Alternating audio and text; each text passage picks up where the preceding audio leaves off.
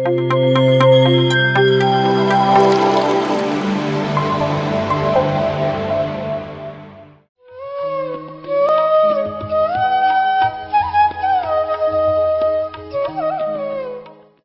ನಮಸ್ಕಾರ. ನನಗೆ ಜನ್ಮ ಕೊಟ್ಟು ಸಂಸ್ಕಾರವನ್ನು ಕೊಟ್ಟಿರೋ, ನಾನೇ ಆಯ್ಕೆ ಮಾಡಿಕೊಂಡಿರೋ ನನ್ನ ತಂದೆ ತಾಯಿಗೆ ಕೃತಜ್ಞತಾಪೂರ್ವಕವಾದ ನಮಸ್ಕಾರಗಳನ್ನು ಅರ್ಪಿಸ್ತಾ, ನನ್ನ ಆತ್ಮಗುರುಗಳಾದ ಬ್ರಹ್ಮರ್ಷಿ ಪಿತಾಮಹ ಸುಭಾಷ್ ಪತ್ರಿಜಿಯವರಿಗೆ ಸಾಷ್ಟಾಂಗ ಪ್ರಣಾಮಗಳನ್ನು ಅರ್ಪಿಸ್ತಾ, ಈ ದಿನದ ವಿಷಯವಾಗಿರುವಂಥ ಅರಿವು ಪ್ರಜ್ಞೆಯ ಬಗ್ಗೆ ಹಲವು ವಿಚಾರಗಳನ್ನು ತಿಳ್ಕೊಳ್ಳೋಕ್ಕೆ ಪ್ರಯತ್ನ ಪಡೋಣ. ಬ್ರಹ್ಮಾಂಡದಲ್ಲಿರೋ, ಸೃಷ್ಟಿಯಲ್ಲಿರೋ ಯಾವುದನ್ನು ಅಂದರೆ ಸೂರ್ಯಮಂಡಲವನ್ನಾಗಲಿ, ಖನಿಜ ಸಂಕುಲ, ಸಸ್ಯ ಸಂಕುಲ ಮತ್ತು ಕೋಟ್ಯಾನುಕೋಟಿ ಜೀವ ಸಂಕುಲವನ್ನಾಗಲಿ, ಅಥವಾ ಜೀವಿಸೋಕೆ ಅತ್ಯವಶ್ಯವಾಗಿರುವಂಥ ಪಂಚಭೂತ ತತ್ವಗಳನ್ನಾಗಲಿ ಮಾನವ ತನ್ನ ಜಾಣ್ಮೆಯಿಂದ ಪ್ರಯೋಗಾಲಯದಲ್ಲಿ ಸೃಷ್ಟಿ ಮಾಡಿಲ್ಲ. ಮಾನವನ ಇಂದ್ರಿಯಗಳ ಮೂಲಕ ಇವೆಲ್ಲ ಗಮನಕ್ಕೆ ಬಂದಾಗ ಅವನಲ್ಲಿ ಹಲವು ಪ್ರಶ್ನೆಗಳು ಮೂಡಿದ್ದು, ಇವೆಲ್ಲ ಏನು, ಯಾಕೆ, ಇವುಗಳಲ್ಲಿ ಏನಿದೆ, ಇವೆಲ್ಲವೂ ಎಲ್ಲಿಂದ ಬಂದಿದೆ, why, what, where, when, how, which ಅನ್ನುವಂಥ ಪ್ರಶ್ನೆಗಳಿಗೆ ಉತ್ತರ ಕಂಡು ಹುಡುಕಕ್ಕೆ ಹೋಗಿ ಸಾಮಾನ್ಯ ವಿಜ್ಞಾನದ ಉಗಮ ಆಯಿತು. ಹಾಗಾಗಿ ಸೃಷ್ಟಿಯ ಮೂಲ ಚೈತನ್ಯ, ಸ್ಥೂಲದ ಮೂಲ ಸೂಕ್ಷ್ಮ ಚೈತನ್ಯ, ಸೂಕ್ಷ್ಮದಿಂದ ಸ್ಥೂಲ ಸೃಷ್ಟಿಗಳೇ ಮೊದಲು, ದಿವ್ಯ ಬ್ರಹ್ಮಾಂಡ ಪ್ರಜ್ಞೆಯೇ ಮೊದಲು. ಭೂಮಿಯ ಮೇಲಿರೋ ಎಲ್ಲ ವಿಧವಾದ ವಿಜ್ಞಾನಗಳು ವೈಜ್ಞಾನಿಕವಾಗಿ ಹಾಗೂ ತಾಂತ್ರಿಕವಾಗಿ ಎಷ್ಟೇ ಮುಂದುವರೆದಿದ್ರು ಒಂದು ಹಂತದವರೆಗೂ ಮುಂದುವರೆದು ಅಲ್ಲಿ ನಿಂತು ಬಿಡುತ್ತೆ. ಅಲ್ಲಿಂದ ಮುಂದಕ್ಕೆ ಇರೋದೇ ಆಧ್ಯಾತ್ಮಿಕ ವಿಜ್ಞಾನ, ಅಂತ್ಯವಿಲ್ಲದ, ಪರಿಮಿತಿ ಇಲ್ಲದ ವಿಜ್ಞಾನ ಅಂತ ಪತ್ರಿ ಸರ್ ಹೇಳಿದರು. ಇದು ವಿಜ್ಞಾನ ಯುಗ, ಸ್ಯಾಟಲೈಟ್ ಯುಗ, ಇಂಟರ್ನೆಟ್ ಯುಗ. ವಿಜ್ಞಾನ ಖಂಡಿತ ಬೇಕು, ಆದರೆ ವಿಜ್ಞಾನನೇ ಎಲ್ಲ ಅಲ್ಲ ಅಂತಾನೋ, ನಾವೇನು ಜೀವನ ಅಂತ ನಡೆಸ್ತಾ ಇದ್ದೀವೋ ಅಷ್ಟೇ ಅಲ್ಲ, ಆ ಜೀವನದ ಹಿಂದೆ ವಿಜ್ಞಾನಕ್ಕೆ ಎಟುಕದ, ವಿಜ್ಞಾನದ ಕಪಿಮುಷ್ಟಿಗೆ ಸಿಗದ, ಇಂದ್ರಿಯಗಳಿಗೆ ಗೋಚರವಾಗದ, ವಿಜ್ಞಾನವನ್ನು ಮೀರಿದ ಇನ್ನೂ ಯಾವುದೋ ಪ್ರಕ್ರಿಯೆಗಳಿವೆ. ಆ ಪ್ರಕ್ರಿಯೆಗಳೇ ವಿಜ್ಞಾನ ವಿವರಿಸೋಕ್ಕಾಗದೇ ಇರುವಂಥ ಆಧ್ಯಾತ್ಮಿಕ ಪ್ರಕ್ರಿಯೆಯೇ ಸ್ಪಿರಿಚುಯಲ್ ಪ್ರಾಸೆಸ್ ಅನ್ನೋದು. ಆ ಆಧ್ಯಾತ್ಮಿಕ ಪ್ರಕ್ರಿಯೆ ಹಿಂದಿರೋ ವಿಜ್ಞಾನವೇ ಆಧ್ಯಾತ್ಮಿಕ ವಿಜ್ಞಾನ. ಈ ಆಧ್ಯಾತ್ಮಿಕ ವಿಜ್ಞಾನದ ಜ್ಞಾನಾನುಭವವನ್ನು ಪಡೆಯೋಕೆ, ಅರ್ಥೈಸೋಕೆ ಸಾಧ್ಯ ಧ್ಯಾನ ಸಾಧನೆಯಲ್ಲಿ ಬದಲಾಗೋ ಚೈತನ್ಯದ ಸ್ತರಗಳ ಮೂಲಕ, ವಿವಿಧ ಪ್ರಜ್ಞಾಸ್ಥಿತಿಗಳ ಮೂಲಕ. ಜೇಮ್ಸ್ ರೆಡ್ಫೀಲ್ಡ್ ಅನ್ನೋನು ದಿ ಸೆಲೆಸ್ಟೈನ್ ಪ್ರೊಫೆಸಿ ಅನ್ನುವಂಥ ಒಂದು ಪ್ರಖ್ಯಾತ ಪುಸ್ತಕವನ್ನು ಬರೆದಿದ್ದಾನೆ.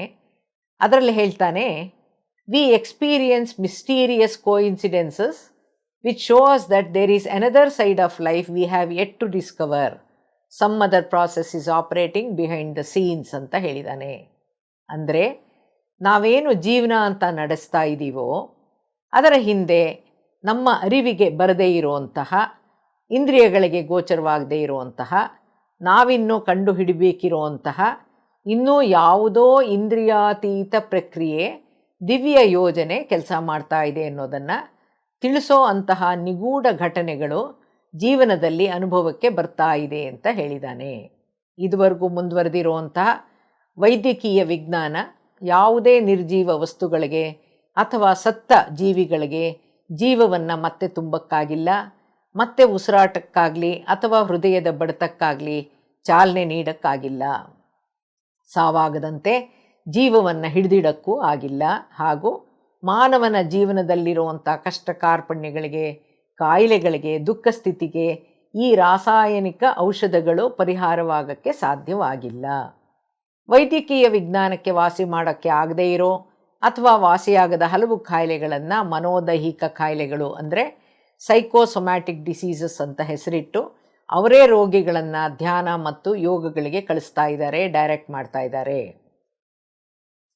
ಭೌತಿಕ ವಿಜ್ಞಾನದ ಸಿದ್ಧಾಂತ seeing is believing, experimenting is believing, documenting is believing ಅಂತಿದ್ರೂ ಕೂಡ ಕಣ್ಣಿಗೆ ಕಾಣದ, ಕೈಗೆ ಸಿಗದ ಮನಸ್ಸು ಶಾರೀರಿಕ ಹಾಗೂ ಮಾನಸಿಕ ಕಾಯಿಲೆಗಳಿಗೆ ಕಾರಣ ಅಂತ ಹೇಳೋಕ್ಕೆ ಹೇಗೆ ಸಾಧ್ಯ?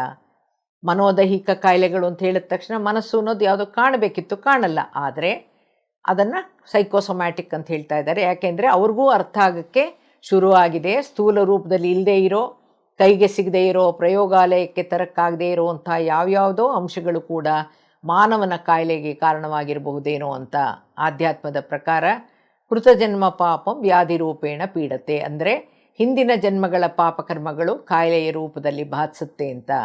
ಹಿಂದಿನ ಜನ್ಮಗಳಾಗಲಿ ಪಾಪ ಪುಣ್ಯವಾಗಲಿ ಕರ್ಮವಾಗಲಿ ಇಂದಿನ ಸಾಮಾನ್ಯ ವಿಜ್ಞಾನದ ವಿಷಯ ಅಲ್ಲ. ರಜನೀಶ್ ಓಶೋ ಅವರು ಹೇಳ್ತಾರೆ, ನಾವು ನಕಾರಾತ್ಮಕವಾಗಿ ಚಿಂತನೆ ಮಾಡಿದಾಗಲೆಲ್ಲ, ನಮ್ಮಿಂದ ತಪ್ಪುಗಳಾದಾಗಲೆಲ್ಲ ನಮ್ಮ ನಾಡಿ ಮಂಡಲದಲ್ಲಿ ಚಿಕ್ಕ ಚಿಕ್ಕ ಗಂಟುಗಳಾಗಿ ದೇಹದಲ್ಲಿ ಪ್ರಾಣಶಕ್ತಿ ಚೈತನ್ಯದ ಹರಿಯುವಿಕೆಯಲ್ಲಿ ಅಡಚಣೆಯುಂಟು ಮಾಡಿದಾಗ ನಮಗೆ ನೋವು ಬಾಧಿಸುತ್ತೆ ಅಂತ. ನಮ್ಮ ಪತ್ರಿ ಸರ್ ಹೇಳ್ತಾ ಇದ್ರು, ಚಿಕ್ಕ ಚಿಕ್ಕ ಪಾಪಕರ್ಮ ಚಿಕ್ಕ ಚಿಕ್ಕ ಕಾಯಿಲೆ, ದೊಡ್ಡ ದೊಡ್ಡ ಪಾಪಕರ್ಮ ದೊಡ್ಡ ದೊಡ್ಡ ರೋಗ, ಅನೇಕಾನೇಕ ಪಾಪಗಳು ಅನೇಕಾನೇಕ ರೋಗಗಳು, ಮಹಾಪಾಪ ಮಹಾರೋಗ ಕ್ಯಾನ್ಸರ್ ಅಂತ ಹೇಳ್ತಾ ಇದ್ರು. ಈ ಹುಟ್ಟು, ಜೀವನ, ಸಾವು, ಕರ್ಮ, ಕಾಯಿಲೆ, ಅವರ ಆಯಸ್ಸು ಅವೆಲ್ಲವೂ ವಿಜ್ಞಾನವನ್ನು ಮೀರಿರೋ ಯಾವುದೋ ಶಕ್ತಿ ನಿಯಂತ್ರಿಸ್ತಾ ಇದೆ ಅನ್ನೋದು ಆಧ್ಯಾತ್ಮಿಕ ಸತ್ಯ. ಈ ಸತ್ಯವನ್ನು ಮಾನವ ಅರಿತರೆ, ತಿಳ್ಕೊಂಡ್ರೆ ಅದೇ ಅರಿವು, ಅದೇ ಜ್ಞಾನ. ಈ ಸತ್ಯವನ್ನು ತಿಳಿದು ಅರಿತು ಪಾಪಕರ್ಮಗಳಾಗದಂತೆ ಜೀವನದಲ್ಲಿ ಎಚ್ಚರಿಕೆ ವಹಿಸೋಕೆ ಸಾಧ್ಯ ಆಧ್ಯಾತ್ಮಿಕ ಸತ್ಯದ ಜ್ಞಾನದಿಂದ, ಸತ್ಯದ ತಿಳಿವಿನ ಪ್ರಜ್ಞೆಯಿಂದ. ಪತ್ರಿ ಸರ್ ಹೇಳ್ತಾ ಇದ್ರು, ಮೊಟ್ಟ ಮೊದಲಿಗೆ ಸೃಷ್ಟಿಯಾಗಿದ್ದು ಈ ಬ್ರಹ್ಮಾಂಡ ಸೃಷ್ಟಿಯ ಹಿಂದಿದ್ದಿದ್ದು cosmic consciousness, divine consciousness, supreme consciousness ಅಂತ ಹೇಳ್ತಾ ಇದ್ರು. ಅದೇ ದಿವ್ಯ ಪ್ರಜ್ಞೆ, ಅತ್ಯುನ್ನತ ಚೈತನ್ಯ, ಅದೇ ಬ್ರಹ್ಮಾಂಡ ಚೈತನ್ಯ ಅಂತ ಹೇಳ್ತಾ ಇದ್ರು. ಈ ಕರ್ಮಭೂಮಿಯ ಮೇಲಿನ ಜೀವನ ಚಕ್ರವನ್ನು, ಆತ್ಮವಿಕಸನವನ್ನು, ಆತ್ಮಪಯಣವನ್ನು ಮಾನಿಟರ್ ಮಾಡ್ತಾ ಇರೋದು ಕೂಡ ಇದೇ ಒಂದು ಅತ್ಯುನ್ನತ ಮೂಲ ಚೈತನ್ಯ, ದಿವ್ಯ ಪ್ರಜ್ಞೆ. ಅದನ್ನು ಡಿವೈನ್ ಸುಪ್ರೀಂ ಕಾನ್ಷಿಯಸ್ನೆಸ್ ಅಂತ ಕರೀತಾರೆ. ನಾವು ಈ ಮೂಲ ಚೈತನ್ಯವನ್ನು, ಚೇತನವನ್ನು ಬ್ರಹ್ಮನ್ ಅಂತೀವಿ, ಪರಬ್ರಹ್ಮ ಅಂತೀವಿ, ಭಗವಂತ ಪರಮಾತ್ಮ ಅಂತ ಕರಿತೀವಿ. ಆ ಪರಮಾತ್ಮನ ಅಂಶವೇ ನಾವಾಗಿರೋದ್ರಿಂದ, ಆ ದಿವ್ಯ ಪ್ರಜ್ಞೆಯ ಸೃಷ್ಟಿಯ ಭಾಗವೇ ನಾವಾಗಿರೋದ್ರಿಂದ ನಮ್ಮಲ್ಲೂ ಕೂಡ ಅದೇ ಮೂಲ ಚೈತನ್ಯದ ಪ್ರಜ್ಞೆಯ ಅಂಶ ಇದ್ದು ಮಾನವನನ್ನು ಜೀವಾತ್ಮ, ಅಂಶಾತ್ಮ ಅಂತ ಕರಿತಿರೋದು. ಮಾನವನಾದವನು ಮಾತ್ರ ತನ್ನಲ್ಲಿರೋ ಅಲ್ಪ ಸ್ವಲ್ಪದ ಅರಿವನ್ನು, ಪ್ರಜ್ಞೆಯನ್ನು ಧ್ಯಾನದ ಮೂಲಕ ಹಂತ ಹಂತವಾಗಿ ಬದಲಾಗೋ ಚೈತನ್ಯದ ಸ್ತರಗಳ ಮೂಲಕ ಹೆಚ್ಚಿಸಿಕೊಳ್ತಾ ಆತ್ಮವಿಕಸನ ಹೊಂದುತ್ತಾ ದಿವ್ಯ ಪ್ರಜ್ಞೆಯ ಹಂತಕ್ಕೇರಿ ಮೂಲ ದಿವ್ಯ ಚೈತನ್ಯದಲ್ಲಿ ವಿಲೀನವಾಗಬೇಕು ಅನ್ನೋದೇ ಆ ಪರಮಾತ್ಮನ ಇಚ್ಛೆ. ಈ ಆತ್ಮವಿಕಸನದ ಪ್ರಕ್ರಿಯೆಯನ್ನು ವಿವರಿಸೋ ವಿಜ್ಞಾನವೇ ಆತ್ಮವಿಜ್ಞಾನ, ಆಧ್ಯಾತ್ಮಿಕ ವಿಜ್ಞಾನ. ಮಾನವನ ಮೂಲ ದಿವ್ಯ ಪ್ರಜ್ಞೆಯಾಗಿದ್ದರೆ ಆಧ್ಯಾತ್ಮಿಕ ವಿಜ್ಞಾನದ ಮೂಲ ಧ್ಯಾನ ಆಗಿದೆ. ಧ್ಯಾನದ ಮೂಲಕ ನಮ್ಮ ಪ್ರಜ್ಞಾಸ್ಥಿತಿಗಳನ್ನು ಉನ್ನತ ಮಟ್ಟಕ್ಕೆ ಏರಿಸಿ ಆತ್ಮವಿಕಸನ ಸಾಧಿಸಬಹುದು ಅನ್ನೋದು ಆಧ್ಯಾತ್ಮಿಕ ಸತ್ಯ ಹಾಗೂ ಅನುಭವ ಜ್ಞಾನ. ಈ ಸಂಚಿಕೆಯಲ್ಲಿ ನಾವು ತಿಳ್ಕೊಳ್ತಾ ಇರೋ ಆಧ್ಯಾತ್ಮಿಕ ಪರಿಕಲ್ಪನೆ ವಿಷಯ ಅರಿವು, ಪ್ರಜ್ಞೆ. ಈ ಅರಿವು, ಪ್ರಜ್ಞೆ ಅಂದ್ರೇನು ಅನ್ನೋದನ್ನು ಹೇಗೆ ಅರ್ಥ ಮಾಡ್ಕೋಬಹುದು ಅಂದರೆ, ಕೃತಜನ್ಮ ಪಾಪಂ ವ್ಯಾಧಿ ರೂಪೇಣ ಪೀಡತೆ ಅನ್ನೋದು ಒಂದು ಆಧ್ಯಾತ್ಮಿಕ ಸತ್ಯ, ಒಂದು ಜೀವನ ಜ್ಞಾನ, ಒಂದು ಅರಿವು, ಒಂದು ತಿಳುವಳಿಕೆ. ಈ ಆಧ್ಯಾತ್ಮಿಕ ಸತ್ಯದ ಅರಿವಿನಿಂದ, ಜ್ಞಾನದಿಂದ ಪಾಪಕರ್ಮಗಳಾಗದಂತೆ ಜೀವನದಲ್ಲಿ ಎಚ್ಚರಿಕೆ ವಹಿಸೋಕೆ ಸಾಧ್ಯ ನಮ್ಮಲ್ಲಿರೋ ಸತ್ಯದ ತಿಳಿವಿನ ಪ್ರಜ್ಞೆಯಿಂದ. ಈಗ ಇನ್ನೂ ಸವಿವರವಾಗಿ ತಿಳ್ಕೊಳ್ಳೋಣ. ಅರಿವು ಅಂದ್ರೇನು, ಪ್ರಜ್ಞೆ ಅಂದ್ರೇನು? ಎರಡೂ ಪದಗಳ ಅರ್ಥ ತಿಳುವಳಿಕೆ, ಎಚ್ಚರ, ಜ್ಞಾನ. ಅರಿವು ಅಂದರೆ ತಿಳಿವು, ತಿಳುವಳಿಕೆ, ಪರಿವೆ, ಎಚ್ಚರ, ಜ್ಞಾನ, ಪ್ರಜ್ಞೆ, ಜಾಗರೂಕತೆ. ಅರಿವಳಿಕೆ ಅನ್ನೋ ಪದದರ್ಥ ಶಸ್ತ್ರಚಿಕಿತ್ಸೆಗೆ ಮುಂಚೆ ಜ್ಞಾನ ತಪ್ಪಿಸೋ, ನೋವುಗಳು ಗೊತ್ತಾಗದಂಗೆ, ಇಂದ್ರಿಯಗಳು ಕೆಲಸ ಮಾಡ್ದಂಗೆ, ಶಸ್ತ್ರಚಿಕಿತ್ಸೆಯ ಭಯದ ಅರಿವಾಗದಂತೆ ನೀಡುವಂಥ ಮದ್ದು. ಪ್ರಜ್ಞೆ ತಪ್ಪಿಸೋ ಮದ್ದು, ಎಚ್ಚರ ತಪ್ಪಿಸೋ ಮದ್ದು. ಪ್ರಜ್ಞೆ ಅಂತಂದರೂ ಕೂಡ ಚೈತನ್ಯ, ಚೇತನ, ಎಚ್ಚರ, ಅರಿವು, ಪರಿವೆ, ತಿಳುವಳಿಕೆ, ಮನಸ್ಸಾಕ್ಷಿ. ಅಪಘಾತವಾಗಿಯೋ ಅಥವಾ ನಿಶಕ್ತಿಯಿಂದಲೋ ಪ್ರಜ್ಞೆ ತಪ್ಪಲೂಬಹುದು. ಪದಗಳ ಅರ್ಥದಲ್ಲಿ ನೋಡಿದಾಗ ಅರಿವು ಮತ್ತು ಪ್ರಜ್ಞೆ, ಎಚ್ಚರ ಸ್ಥಿತಿ ಮತ್ತು ಪ್ರಜ್ಞೆ ಎರಡೂ ಒಂದೇ. ಎರಡೂ ಪದಗಳಲ್ಲಿ ಅಂತಹ ವ್ಯತ್ಯಾಸವೇನು ಕಾಣೋದಿಲ್ವಾದರೂ ಆಧ್ಯಾತ್ಮಿಕವಾಗಿ ಇನ್ನೂ ಹೆಚ್ಚಿನ ಅನುಭವಪೂರ್ವಕ ಅರ್ಥಗಳಿದ್ದು ಧ್ಯಾನದಲ್ಲಿ ತೊಡಗಿ ಅನುಭೂತಿಗಳಿಗೆ ಪಾತ್ರರಾಗಬೇಕಾಗಿದೆ. ನಾವು ಈ ಅರಿವು, ಜ್ಞಾನ, ಬುದ್ಧಿ, ಪ್ರಜ್ಞೆ ಅನ್ನೋ ಪದಗಳನ್ನು ಹೇಗೆ ಬಳಸ್ತಾ ಇದ್ದೀವಿ? ಮಕ್ಕಳು ಎಚ್ಚರ ವಹಿಸಿ ಕೆಲಸ ಮಾಡದೆ ತೊಂದರೆಗೀಡಾದಾಗ ಅಥವಾ ತಪ್ಪು ಮಾಡಿದಾಗ ಏನಂತ ಬೈತೀವಿ ನಾವು ಮಕ್ಕಳಿಗೆ? ಜ್ಞಾನ ಬೇಡವಾ, ಬುದ್ಧಿ ಇಲ್ವಾ, ತಪ್ಪು ಮಾಡುವ ಜ್ಞಾನ ಎಲ್ಲಿ ಹೋಗಿತ್ತು, ಮಣ್ಣು ತಿಂತಾ ಇತ್ತಾ ಅಂತ ಬೈತೀವಿ ನಾವು. ಮೈ ಮೇಲೆ ಪ್ರಜ್ಞೆ ಇಲ್ಲದೇನೆ ಗಾಡಿ ಓಡಿಸಿದ್ರೆ ಹೀಗೆ ಆಗೋದು ಅಂತ ಬೈತೀವಿ ಅಲ್ವಾ? ಹಾಗೆ ಹಿರಿಯರನ್ನು ಗೌರವಯುತವಾಗಿ ಮಾತನಾಡಿಸ್ದೇ ಇದ್ದಾಗ ನಮ್ಮ ಮನೆಯ ಮಕ್ಕಳು, ಅವ್ರು ಯಾರು, ಅವ್ರ ವಯಸ್ಸೇನು, ಅವರ ಅನುಭವ ಎಷ್ಟಿದೆ ಅನ್ನೋ ಜ್ಞಾನ ಬೇಡ ನಿಮಗೆ? ಹಿರಿಯರ ಹತ್ರ ಮಾತಾಡುವಾಗ ಪ್ರಜ್ಞೆ ಇರಲಿ ಅಂತ ತಿಳಿ ಹೇಳಲ್ವ ನಾವು? ಇಲ್ಲಿ ಜ್ಞಾನ ಅಂದರೆ ನಾಲೆಡ್ಜ್, ಜನರಲ್ ನಾಲೆಡ್ಜ್, ಅರಿವು, ಕಾಮನ್ ಸೆನ್ಸ್ ಅಂತಾನು. ಪ್ರಜ್ಞೆ ಅಂದರೆ ಆ ಜ್ಞಾನವನ್ನು ಬಳಸಿ ಎಚ್ಚರಿಕೆ ವಹಿಸೋದು ಅಂತಾನು ಅರ್ಥ ಮಾಡ್ಕೋಬಹುದು. ಅರಿವು ಅಂದರೆ ಅವೇರ್ನೆಸ್, ಪ್ರಜ್ಞೆ ಅಂದರೆ ಕಾನ್ಷಿಯಸ್ನೆಸ್. ಯಾವುದೇ ಕೆಲಸ ಮಾಡುವಾಗ ವಹಿಸಬೇಕಾದಂಥ ಎಚ್ಚರ ಅಂತಾನೂ ಅರ್ಥ. ಏನು ಮಾಡಿದ್ರೆ ಏನಾಗುತ್ತೆ, ಏನು ಮಾಡಬೇಕು, ಏನು ಮಾಡಬಾರ್ದು ಅನ್ನೋದು ವಿವೇಕ. ಈ ವಿವೇಕ ಬುದ್ಧಿಗೆ ಸಂಬಂಧಪಟ್ಟಿರೋದು. ಮಾಡೋದಾದರೆ ಹೇಗೆ ಮಾಡಬೇಕು, ಮಾಡಬಾರ್ದು ಅಂತಾದರೆ ಯಾಕೆ ಮಾಡಬಾರ್ದು ಅನ್ನೋ ತಿಳುವಳಿಕೆನೇ ಅರಿವು. ಅದೇ ಜ್ಞಾನ, ಅದೇ ಪ್ರಜ್ಞೆ, ಅದೇ ಸಾಮಾನ್ಯ ಪ್ರಜ್ಞೆ, ಕಾಮನ್ ಸೆನ್ಸ್. ಈ ಸಾಮಾನ್ಯ ಪ್ರಜ್ಞೆಯು ಸಾಮಾನ್ಯ ಎಚ್ಚರ ಸ್ಥಿತಿಗಿಂತನೂ ಮೇಲಿರುವಂತಹ ಜ್ಞಾನಸ್ಥಿತಿ, ಪಂಚ ಜ್ಞಾನೇಂದ್ರಿಯಗಳಿಗಿಂತನೂ ಹೆಚ್ಚಿನ ಪರಿಪೂರ್ಣ ಜ್ಞಾನಸ್ಥಿತಿ. ನಮ್ಮಿಂದ ತಪ್ಪುಗಳಾಗದಂಗೆ ನಮ್ಮನ್ನು ಮಾರ್ಗದರ್ಶಿಸೋ, ನಮ್ಮನ್ನು ಎಚ್ಚರಿಸೋ ಅಂತರ್ಜ್ಞಾನನೇ ಈ ಸಾಮಾನ್ಯ ಪ್ರಜ್ಞೆ, ಕಾಮನ್ ಸೆನ್ಸ್. ಈ ಸಾಮಾನ್ಯ ಜ್ಞಾನವನ್ನು ಯಾವುದೇ ಪಠ್ಯ ಪುಸ್ತಕ ಕಲಿಸೋಲ್ಲ, ಯಾವುದೇ ಶಿಕ್ಷಕರು ಹೇಳಿಕೊಡೋ ವಿಷಯವಲ್ಲವಾದರೂ ನೋಡಿ ಕೇಳಿ ಕಲಿಯುವಂಥದ್ದು, ಸಂಸ್ಕಾರದಿಂದ ಬಂದಿರುವಂಥದ್ದು, ಪೂರ್ವಜನ್ಮಗಳ ಕಲಿಕೆ ಜ್ಞಾನವಿರಲೂಬಹುದು, ಅನುಭವವೂ ಇರಬಹುದು, ಕ್ಷಣ ಮಾತ್ರದಲ್ಲಿ ನಮ್ಮನ್ನು ಎಚ್ಚರಿಸುವಂಥದ್ದು ಆಗಿರಬಹುದು. ಇಂಗ್ಲೀಷ್ನಲ್ಲಿ ಈ ಅರಿವಿನ ಸ್ಥಿತಿಗಳನ್ನು 3 ರೀತಿಯಲ್ಲಿ ವಿಂಗಡಿಸಬಹುದು. Awake state, aware state, sleep state ಅಂತ ಸ್ಥಿತಿಗಳನ್ನು 3 ಥರ ಎಕ್ಸ್ಪ್ರೆಸ್ ಮಾಡ್ಬೋದು. ಅವೇಕ್ ಸ್ಟೇಟ್ ಅಂದರೆ ಎಚ್ಚರದ ಸ್ಥಿತಿ, ಜಾಗೃತ ಸ್ಥಿತಿ, ನಿದ್ರಿಸದಿರುವಂಥ ಸ್ಥಿತಿ. ಅವೇರ್ ಸ್ಟೇಟ್ ಅಂದರೆ ಅರಿವಿನ ಸ್ಥಿತಿ, ತಿಳುವಳಿಕೆಯ ಸ್ಥಿತಿ. ಇದು ನಿದ್ರಿಸದಿರುವಂಥ ಸ್ಥಿತಿನೇ. ಈ ಸ್ಥಿತಿ ಧ್ಯಾನದಲ್ಲಿ ಮಾತ್ರ. ಸ್ಲೀಪ್ ಸ್ಟೇಟ್ ಅಂದರೆ ನಿದ್ರಾ ಸ್ಥಿತಿ. ಎಲ್ಲರೂ ಹೇಳ್ತಾ ಇರ್ತಾರಲ್ಲ, ಧ್ಯಾನಕ್ಕೆ ಕೂತಾಗ ನಿದ್ದೆ ಬಂದುಬಿಡುತ್ತೆ, ಮಾರ್ಗದರ್ಶನ ಧ್ಯಾನದಲ್ಲಿ ಅವ್ರು ಹೇಳ್ತಾ ಇದ್ದಿದ್ದು ನಂಗೆ ಕೇಳಿಸ್ಲೇ ಇಲ್ಲ ಅಂತಾರಲ್ಲ, ಅದು ಧ್ಯಾನಕ್ಕೆ ಕೂತಿದ್ರೂ ನಿದ್ರೆಗೆ ಜಾರೋದು ನಿದ್ರಾಸ್ಥಿತಿ. ಅದು ಸಹಜ. ಆದರೆ ಧ್ಯಾನದಲ್ಲಿ ಕುಳಿತ ಭಂಗಿಯಲ್ಲಿದ್ದರೂ, ಕಣ್ಣುಗಳನ್ನು ಮುಚ್ಚಿದ್ರೂ, ದೇಹವನ್ನು ಸಡಿಲಗೊಳಿಸಿ ವಿಶ್ರಾಂತ ಸ್ಥಿತಿಯಲ್ಲಿದ್ದರೂ ನಿದ್ರೆಗೆ ಜಾರದೇನೆ ಜಾಗೃತವಾಗಿರೋದು ಅರಿವಿನ ಸ್ಥಿತಿ, ಧ್ಯಾನ ಸ್ಥಿತಿ. ಯಾವುದೇ ಆಲೋಚನೆಗಳಿಲ್ಲದೆ ಧ್ಯಾನಾನುಭವದೊಂದಿಗಿರೋದು ಅರಿವಿನ ಸ್ಥಿತಿ. ಈಗ ನಿದ್ರೆಗೂ ಧ್ಯಾನಕ್ಕೂ ಇರೋ ವ್ಯತ್ಯಾಸ ಏನು? ಮೈ ಮೇಲೆ ಪ್ರಜ್ಞೆ ಇಲ್ಲದೆ ನಿದ್ರಿಸೋದು ಉಂಟು. ನಿದ್ರೆಯಲ್ಲಿ ಬೀಳೋ ಕನಸುಗಳು ನೆನಪಿನಲ್ಲಿ ಇರದೇನೆ ಹೋಗಬಹುದು. ಆದರೆ ಧ್ಯಾನದಲ್ಲುಂಟಾಗೋ ಅನುಭವಗಳು ಸ್ಪಷ್ಟವಾಗಿರುತ್ತೆ, ನೆನಪಿನಲ್ಲಿರುತ್ತೆ. ಯಾಕೆಂದರೆ ಧ್ಯಾನದಲ್ಲಿ ಅರಿವು ಇರುತ್ತೆ, ಪ್ರಜ್ಞೆ ಇರುತ್ತೆ. ಗಾಢ ನಿದ್ರೆಯಲ್ಲಿ ಅರಿವಿರಲ್ಲ. ಬೆಳಗ್ಗೆ ಎಚ್ಚರವಾದಾಗ ಬದುಕಿದೀವಿ ಅನ್ನೋ ಅರಿವಿನಿಂದ ಹೇಳ್ತೀವಿ. ಬೆಳಗ್ಗೆ ಎಚ್ಚರವಾಗದೇ ಇದ್ದರೆ ಅದು ಸಾವು ಕೂಡ ಆಗಿರಬಹುದು. ಹಾಗಾದರೆ ನಿದ್ರೆಗೂ ಸಾವಿಗೂ ಏನು ವ್ಯತ್ಯಾಸ? ಭೌತಿಕ ದೇಹಕ್ಕೂ ಸೂಕ್ಷ್ಮ ಶರೀರಗಳ ಸಮುದಾಯಕ್ಕೂ ಸಂಪರ್ಕ ಕಲ್ಪಿಸಿರುವಂತಹ ಒಂದು ಬೆಳ್ಳಿಯ ಹುರಿ, ಸಿಲ್ವರ್ ಕಾರ್ಡ್ ಅಂತಿರುತ್ತೆ. ಅದು ಹೊಕ್ಕಳಿನ ಭಾಗದಲ್ಲಿರುತ್ತೆ. ನಿದ್ರೆಯಲ್ಲಿ ಈ ಸಿಲ್ವರ್ ಕಾರ್ಡ್ ದೇಹದ ಜೊತೆ ಸುಭದ್ರವಾಗಿರುತ್ತೆ. ಸಾವಿನಲ್ಲಿ ಈ ಸಿಲ್ವರ್ ಕಾರ್ಡು ದೇಹದಿಂದ ಕಟ್ಟಾಗಿರುತ್ತೆ. ಸಿಲ್ವರ್ ಕಾರ್ಡ್ ಇರೋವರೆಗೂ ಆ ಮಾನವ ದೇಹ ಆಕಾಶ ತತ್ವದೊಂದಿಗೆ, ಪರಮಾತ್ಮ ಪೂರ್ಣಾತ್ಮನೊಂದಿಗೆ ಸಂಪರ್ಕ ಹೊಂದಿರುತ್ತೆ. ಸಿಲ್ವರ್ ಕಾರ್ಡ್ ದೇಹದಿಂದ ಕಟ್ಟಾದಾಗ ದೇಹದಲ್ಲಿ ಪ್ರಾಣಶಕ್ತಿ ಚೈತನ್ಯದ ದಿವ್ಯ ಪ್ರಜ್ಞೆಯ ಹರಿವಿಕೆ ನಿಂತಿರುತ್ತೆ. ಆಗ ಇಂದ್ರಿಯಗಳ ಕೆಲಸ ಮಾಡೋಲ್ಲ, ಅರಿವು ಇರೋಲ್ಲ, ಪ್ರಜ್ಞೆಯೂ ಇರಲ್ಲ. ಆದರೆ ಜೀವಂತವಾಗಿದ್ದಾಗ ನಮ್ಮಲ್ಲಿ ಅರಿವು ಇರುತ್ತೆ, ಪ್ರಜ್ಞೆಯೂ ಇರುತ್ತೆ.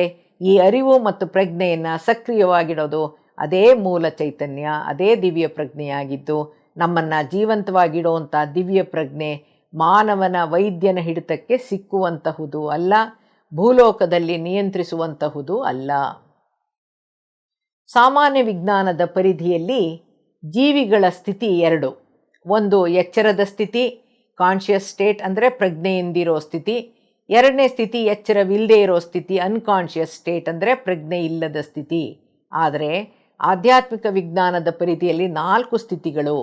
ಮಾಂಡೂಕ್ಯ ಉಪನಿಷತ್ತು ಮಾನವನ ಪ್ರಜ್ಞಾಸ್ಥಿತಿಗಳನ್ನು 4 ಹಂತಗಳಲ್ಲಿ ಉಲ್ಲೇಖಿಸಿದೆ. ಎಚ್ಚರದ ಸ್ಥಿತಿಯನ್ನು ಜಾಗೃತ್ ಅಂತನೋ, ಕನಸು ಕಾಣೋ ನಿದ್ರಾಸ್ಥಿತಿಯನ್ನು ಸ್ವಪ್ನ ಅಂತನೋ, ಗಾಢವಾದ ನಿದ್ರಾಸ್ಥಿತಿಯನ್ನು, ಸ್ವಪ್ನಗಳಿಲ್ಲದ ಸ್ಥಿತಿಯನ್ನು ಸುಷುಪ್ತಿ ಅಂತನೋ, ಈ 3 ಸ್ಥಿತಿಗಳನ್ನು ಮೀರಿದ ಪ್ರಜ್ಞಾಸ್ಥಿತಿಯನ್ನು, ಸಂಪೂರ್ಣ ಅರಿವಿನ ಸ್ಥಿತಿಯನ್ನು ತುರಿಯ ಅಂತನೂ ತಿಳಿಸಿದೆ. ಭಗವತ್ಪಾದ ಶ್ರೀ ಆದಿಶಂಕರಾಚಾರ್ಯ ವಿರಚಿತ ಸೌಂದರ್ಯ ಲಹರಿಯ ಶ್ಲೋಕ 97ರಲ್ಲಿ ಈ ತುರಿಯಾ ಸ್ಥಿತಿಯ ಬಗ್ಗೆ ಉಲ್ಲೇಖ ಇದ್ದು, ಪ್ರಜ್ಞೆಯ ಈ ತುರಿಯಾ ಸ್ಥಿತಿಯನ್ನು ಸತ್ ಚಿತ್ ಆನಂದದ ಸ್ಥಿತಿ ಅಂತಾನೋ, ಅಂದರೆ it is a state of trance ಅಂತಾನೋ, ಧ್ಯಾನ ಸಾಧನೆಯ ಮೂಲಕ ಮಾತ್ರ ಈ ಸತ್ ಚಿತ್ ಆನಂದದ ಸ್ಥಿತಿಯನ್ನು ಅನುಭವಿಸಬಹುದಾಗಿದೆ ಅಂತ ವಿವರಿಸಲಾಗಿದೆ. ರಜನೀಶ್ ಓಶೋ ಅವರು ಕೂಡ ಹೇಳಿರೋದು ಇದನ್ನೇ. ಏನಂತ, ಈ ಸತ್ ಚಿತ್ ಆನಂದದ ಅರಿವಿನ ತುರಿಯಾ ಸ್ಥಿತಿಯನ್ನು ಸಾಮಾನ್ಯ ವಿಜ್ಞಾನ ನಮಗೆ ಕೊಡೋಕ್ಕಾಗಲ್ಲ ಅಂತ ಹೇಳಿದೆ. ಓಶೋ ರಜನೀಶ್ ಏನು ಹೇಳಿದ್ದಾರೆ ಅಂದರೆ, science gives us better houses, better cars, better technologies, better standards of living, but it cannot give us significant life, it cannot give meaning to us, it cannot give us ecstasy ಅಂತ ಹೇಳಿದ್ದಾರೆ. ಅಂದರೆ ಈ ಭೂಮಂಡಲದ ಮೇಲೆ ಮಾನವ ಸುಖವಾಗಿ ವೈಭವಯುತವಾಗಿ ಜೀವಿಸೋಕ್ಕೆ ಎಷ್ಟೋ ಸೌಕರ್ಯಗಳನ್ನು, ಉತ್ತಮವಾದ ಮನೆಗಳನ್ನು, ತಾಂತ್ರಿಕತೆ ಬಳಸಿ ವಾಹನಗಳನ್ನು, ಯಂತ್ರಗಳನ್ನು ಮಾನವನ ಬುದ್ಧಿವಂತಿಕೆಯಿಂದ ರೂಪಿಸಿ ವಿಜ್ಞಾನ ಕೊಡಬಹುದೇ ಹೊರತು ನಮಗೆ ಅರ್ಥಪೂರ್ಣವಾದ ಜೀವನವನ್ನು, ಆನಂದವನ್ನು ಸಾಮಾನ್ಯ ವಿಜ್ಞಾನ ಕೊಡೋಕ್ಕಾಗಲ್ಲ ಅಂತ ರಜನೀಶ್ ಬರೆದಿದ್ದಾರೆ. ಸನಾತನ ಧರ್ಮದಲ್ಲಿ ಚೈತನ್ಯ ಅನ್ನೋ ಆತ್ಮ ಸಂಬಂಧಿತ ಪದವನ್ನು ಅರಿವು, ಪ್ರಜ್ಞೆ ಅನ್ನೋ ಅರ್ಥದಲ್ಲಿ ವಿವರಿಸಿದೆ. ಪ್ರಜ್ಞಾಸ್ಥಿತಿಗಳು ಅನ್ನೋದನ್ನು ಆತ್ಮ ಚೈತನ್ಯದ ಅಥವಾ ಆತ್ಮದ ಉತ್ಸಾಹದ ಹಂತಗಳಾಗಿದ್ದು, ಧ್ಯಾನ ಮತ್ತು ತಪಶ್ಚರ್ಯಗಳಿಂದ ಮಾತ್ರ ಆತ್ಮ ಚೈತನ್ಯವನ್ನು ವೃದ್ಧಿಸಿಕೊಳ್ಳಬಹುದು ಅಂತ ಸನಾತನ ಧರ್ಮ ತಿಳಿಸಿದೆ. ಅಧ್ಯಾತ್ಮದ ಅರಿವಿಲ್ಲದ ಕೆಲವರು, ಧ್ಯಾನದಲ್ಲಿ ತೊಡಗಿಸಿಕೊಳ್ಳದೇ ಇರೋರು, ಸಾಮಾನ್ಯ ವಿಜ್ಞಾನಿಗಳು, ನಾಸ್ತಿಕರು ಈ ಪ್ರಜ್ಞೆ ಅನ್ನೋ ಪದವನ್ನು ಬದಲಾಗೋ ಪ್ರಜ್ಞಾ ಸ್ತರಗಳ ಸ್ಥಿತಿಯನ್ನು ಹೇಗೆ ನಿರಾಕರಿಸಿದ್ದಾರೆ ಅಂತಂದರೆ, ಅದು ವೈಯಕ್ತಿಕ ಪ್ರಯತ್ನ, ಅನಿಸಿಕೆ ಮತ್ತು ಅದು ಅವರವರ ಅನುಭವವೇ ಹೊರತು ಸಾಕ್ಷಿಯಾಗಿ ಯಾವುದನ್ನೂ ವಿವರಿಸೋಕ್ಕಾಗಲ್ಲ, ಸಾಬೀತುಪಡಿಸೋಕ್ಕೆ ಆಗಲ್ಲ ಅಂತ ಪ್ರತಿಕ್ರಿಯಿಸಿದ್ದಾರೆ. ಸಾಮಾನ್ಯ ವಿಜ್ಞಾನ ಮತ್ತು ಆಧ್ಯಾತ್ಮಿಕ ವಿಜ್ಞಾನ ಎರಡೂ ರೈಲಿನ ಹಳಿಗಳಂತೆ. 2 ಪ್ಯಾರಲಲ್ ಲೈನ್ಸ್ ಎಂದಿಗೂ ಮೀಟ್ ಆಗೋದಿಲ್ಲ, ನೆವರ್ ಮೀಟ್ ಅಂತ ಹೇಳ್ತಾರಲ್ವ, ಆ ಥರ. ಭಾರತ ದೇಶ ಆಧ್ಯಾತ್ಮಕ್ಕೆ ತವರೂರು ಅನ್ನೋದನ್ನು ಇಡೀ ಪ್ರಪಂಚ ಒಪ್ಕೊಂಡಿದೆ. ಭಾರತ ದೇಶದ ಅಧ್ಯಾತ್ಮವನ್ನು ಆಧರಿಸಿ, ಋಷಿಮುನಿಗಳ ಜ್ಞಾನಾನುಭವಗಳನ್ನು ಆಧರಿಸಿ, ಆಧ್ಯಾತ್ಮಿಕ ಗ್ರಂಥಗಳನ್ನು ಆಧರಿಸಿ ಹಲವಾರು ಸಂಶೋಧನೆಗಳು ಪಾಶ್ಚಾತ್ಯ ದೇಶಗಳಲ್ಲಿ ನಡೀತಾನೇ ಇತ್ತು, ಇವತ್ತಿಗೂ ನಡೀತಾ ಇದೆ. ಮಾನವ ಅಂದರೆ ಯಾರು, ಮಾನವನನ್ನು ಹೇಗೆ ಅರ್ಥ ಮಾಡಿಕೊಂಡಿದೆ, ಯಾವ ರೀತಿಯಲ್ಲಿ ವಿವರಿಸಿದೆ ಅಂದರೆ, ಸಾಮಾನ್ಯ ವಿಜ್ಞಾನ, ವೈದ್ಯಕೀಯ ವಿಜ್ಞಾನದ ಪ್ರಕಾರ ಮಾನವ ಅಂದರೆ ಅವನ ದೇಹ ಮತ್ತು ಅವನ ದೇಹದೊಳಗಿರೋ ಅಂಗಾಂಗಗಳು ಅಂತ ಮಾತ್ರ ಅರ್ಥ ಮಾಡಿಕೊಂಡಿದೆ. ಆತ್ಮ, ಮನಸ್ಸು ಮತ್ತು ಪ್ರಜ್ಞೆ ಅವರ ಕೈಗೆ ಸಿಕ್ಕಿಲ್ಲ. ಆಧ್ಯಾತ್ಮಿಕ ವಿಜ್ಞಾನುಸಾರ ಭಗವದ್ಗೀತೆಯಲ್ಲಿ ಮಾನವನನ್ನು ದೇಹ, ಆತ್ಮ, ಮನಸ್ಸು, ಬುದ್ಧಿಯ ಸಮಾಗಮ ಅಂತನೋ, ಇವೆಲ್ಲದವನ್ನೂ ಹೊಂದಾಣಿಕೆಯಲ್ಲಿ ಸಕ್ರಿಯವಾಗಿಡೋಂಥ ದಿವ್ಯ ಪ್ರಜ್ಞೆ, ದಿವ್ಯ ಚೈತನ್ಯವೇ ಆತ್ಮ ಅಂತ ತಿಳಿಸಿದೆ. ಸಾಮಾನ್ಯ ವಿಜ್ಞಾನಕ್ಕೂ ಆಧ್ಯಾತ್ಮಿಕ ವಿಜ್ಞಾನಕ್ಕೂ ಸೇತುವೆಯಾಗಿ 1930ರಿಂದ ಈಚೆಗೆ ಹೊಸದಾಗಿ ಹುಟ್ಟುಕೊಂಡಂತಹ ಪ್ಯಾರಾನಾರ್ಮಲ್ ಸೈನ್ಸ್, ಅಧಿಸಾಮಾನ್ಯ ವಿಜ್ಞಾನ ಅಂತ ಕರೀತಾರೆ, ಮಾನವನ ದೇಹ, ಆತ್ಮ, ಮನಸ್ಸುಗಳ ಸಮಾಗಮ ಅಂತ ವ್ಯಾಖ್ಯಾನ ಕೊಟ್ಟರು. ಈ ಪ್ಯಾರಾನಾರ್ಮಲ್ ಸೈನ್ಸು ಮನುಷ್ಯನು ರಾತ್ರಿ ವಿಶ್ರಾಂತಿ ಪಡೆಯೋಕ್ಕೋಸ್ಕರ ಮಲಗೋ ಮುನ್ನದ ಎಚ್ಚರದ ಸ್ಥಿತಿಯನ್ನು ಹಾಗೂ ನಿದ್ರಿಸಕ್ಕೆ ಪ್ರಾರಂಭಿಸಿದಾಗಿನಿಂದಲೂ ನಿದ್ರೆಯ ವಿವಿಧ ಹಂತಗಳಲ್ಲಿದ್ದಾಗಿನ ಮೆದುಳಿನ ಕಂಪನಗಳನ್ನು ಅಳೆದು, ಎಲೆಕ್ಟ್ರೋ ಎನ್ಸೆಫೆಲೋಗ್ರಾಫ್ ಅನ್ನೋ ಮಿಷಿನಲ್ಲಿ ಅಳೆದು, ಎಚ್ಚರದಿಂದಿದ್ದಾಗ ಬೀಟಾ ಕಂಪನಗಳು ಅಂತನೋ, ಕನಸಿನ ಸ್ಥಿತಿಯನ್ನು ಆಲ್ಫಾ ಅಂತನೋ, ಕನಸಿಲ್ಲದ ಆಳವಾದ ಡೀಪ್ ಸ್ಲೀಪನ್ನು ತೀಟಾ ಅಂತನೋ, deepest sleep slate without any ಅವೇರ್ನೆಸ್ಸನ್ನು ಡೆಲ್ಟಾ ಅಂತನೂ ವಿಂಗಡಿಸಿ, ನಿದ್ರಾಸ್ಥಿತಿಯ ಹಂತಗಳಿಗೂ ಎಚ್ಚರ ಸ್ಥಿತಿ ಮತ್ತು ಅರಿವಿನ ಸ್ಥಿತಿ ಹಾಗೂ ನಿದ್ರಾಸ್ಥಿತಿಯನ್ನು ಮಿದುಳಿನಲ್ಲಾಗುವಂಥ ಕಂಪನಗಳ ಬದಲಾವಣೆಗಳನ್ನು ವೈಜ್ಞಾನಿಕವಾಗಿ ವಿವರಿಸಿದೆ. 1930ನೇ ಇಸ್ವಿಯಿಂದ ಈಚೆಗೆ ಅಮೆರಿಕಾ ದೇಶದ ಎಡ್ಗರ್ ಕೇಸಿಯ ಒಂದು ಹೇಳಿಕೆಯಿಂದಾಗಿ ಅದರ ಸತ್ಯಾಸತ್ಯತೆಗಳನ್ನು ಹುಡುಕೋಕ್ಕೆ ಹೋಗಿ ಪ್ಯಾರಾನಾರ್ಮಲ್ ಸೈನ್ಸ್ ಹೆಚ್ಚಿನ ಸಂಶೋಧನೆಗಳನ್ನು ಕೈಗೊಳ್ತು ಅನ್ನೋ ಪ್ರತೀತಿ ಕೂಡ ಇದೆ. ಘಟನೆಯಾದರೂ ಏನಂದರೆ, ಒಬ್ಬ 10 ವರ್ಷದ ಹುಡುಗನಿಗೆ ಹುಟ್ಟಿನಿಂದಲೂ ಕಾಣ್ತಾ ಇದ್ದಂಥ ಕಣ್ಣುಗಳು ದಿಢೀರನೆ ಕಾಣದಂತಾದಾಗ ವೈದ್ಯಕೀಯವಾಗಿ ಆ ಹುಡುಗನ ಕಣ್ಣಿನಲ್ಲಿ ಯಾವ ದೋಷವನ್ನು ತಿಳಿಯಕ್ಕಾಗಲಿಲ್ಲ ಅಥವಾ ಪರಿಹಾರವನ್ನು ಕೊಡೋಕ್ಕಾಗಲಿಲ್ಲ. ಆಗ ಆ ಹುಡುಗನನ್ನು ಬೇರೊಬ್ಬನ ಸಲಹೆ ಸೂಚನೆಯ ಮೇರೆಗೆ ಎಡ್ಗರ್ ಕೇಸಿ ಹತ್ರ ಕರ್ಕೊಂಡು ಹೋಗ್ತಾರೆ. ಆ ಕುರುಡಿನ ಸ್ಥಿತಿಗೆ ಕಾರಣ ಅವನ ಹಿಂದಿನ ಯಾವುದೋ ಒಂದು ಜನ್ಮದಲ್ಲಿ ಅವನಿಂದಾಗಿರುವಂಥ ತಪ್ಪು ಅಂತ ಹೇಳ್ತಾ, ಯಾವ ಇಸವಿಯಲ್ಲಿ ಎಲ್ಲಿ ಯಾವ ಅವನಾಗಿದ್ದಾಗ, ಯಾವ ರಾಜನ ಆಸ್ಥಾನದಲ್ಲಿ ಯಾವ ವೃತ್ತಿಯಲ್ಲಿದ್ದಾಗ ಮುಂತಾದ ಅವನ ಹಿಂದಿನ ಪೂರ್ವಜನ್ಮದ ಸಂಪೂರ್ಣ ವಿವರಗಳನ್ನಾಧರಿಸಿ ನಡೆಸಿದ ಸಂಶೋಧನೆಗಳು ಅಕ್ಷರಶಃ ಸತ್ಯವಾಗಿ ಮೂಡಿತು. ಅದೇ story of a blind man Edgar ಕೇಸಿನಲ್ಲಿದ್ದ ವೈಶಿಷ್ಟ್ಯತೆ ಏನಾಗಿತ್ತು ಅಂದರೆ, ಅವನು ಎಚ್ಚರ ಸ್ಥಿತಿಯಿಂದ ಸುಪ್ತ ಪ್ರಜ್ಞಾ ಸ್ಥಿತಿಗೆ ಕ್ಷಣ ಮಾತ್ರದಲ್ಲಿ ಹೋಗಬಲ್ಲವನೂ ಆಗಿದ್ದ, ಕ್ಷಣ ಮಾತ್ರದಲ್ಲಿ ಸುಪ್ತ ಅರೆನಿದ್ರಾ ಸ್ಥಿತಿಯಿಂದ ಎಚ್ಚರ ಪ್ರಜ್ಞೆಯ ಸ್ಥಿತಿಗೂ ಬರಬಲ್ಲವನಾಗಿದ್ದ. ಅವನು ಎಡ್ಗರ್ ಕೇಸಿಗಿದ್ದ ಅತೀಂದ್ರ ಸಾಮರ್ಥ್ಯ ವಿಜ್ಞಾನಕ್ಕೆ ಸವಾಲಾಗಿ ಅವನ ಮಾನಸಿಕ ಶಕ್ತಿ ಸಾಮರ್ಥ್ಯಕ್ಕೆ, ಅವನ ಸುಪ್ತ ಪ್ರಜ್ಞೆಯ ಸ್ಥಿತಿಗೆ ವೈಜ್ಞಾನಿಕ ರೂಪ ಪ್ಯಾರಾನಾರ್ಮಲ್ ಸೈನ್ಸ್ ಮೂಲಕ ಲಭ್ಯವಾಗಿ ಇಂದು ಸುಪ್ತ ಪ್ರಜ್ಞಾ ಸ್ಥಿತಿ ಒಂದು ಆಧ್ಯಾತ್ಮಿಕ ಸಾಧನವಾಗಿದೆ, ಒಂದು ಸಿದ್ಧಿಯಾಗಿದೆ ಹಾಗೂ ಸಮಸ್ಯೆಗಳಿಗೆ ಪರಿಹಾರವಾಗಿ ಮೂಡಿ ಬಂದಿದೆ ಅಂತಂದರೂ ಕೂಡ ತಪ್ಪಾಗಲ್ಲ.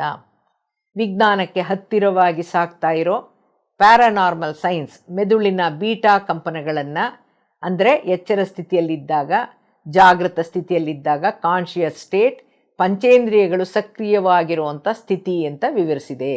ಆಲ್ಫಾ ಕಂಪನಗಳನ್ನು ಕನಸಿನ ಸ್ಥಿತಿ ಅಂತ ಕರೆದಿದ್ದರೆ, ಆಧ್ಯಾತ್ಮಿಕ ವಿಜ್ಞಾನ ಧ್ಯಾನದಲ್ಲಿ ತೊಡಗಿದಾಗ ಇದೇ ಸ್ಥಿತಿಯನ್ನು ಸುಪ್ತ ಪ್ರಜ್ಞಾ ಸ್ಥಿತಿ ಅಂದರೆ ಸಬ್ಕಾನ್ಷಿಯಸ್ ಸ್ಟೇಟ್ ಅನ್ನೋದು.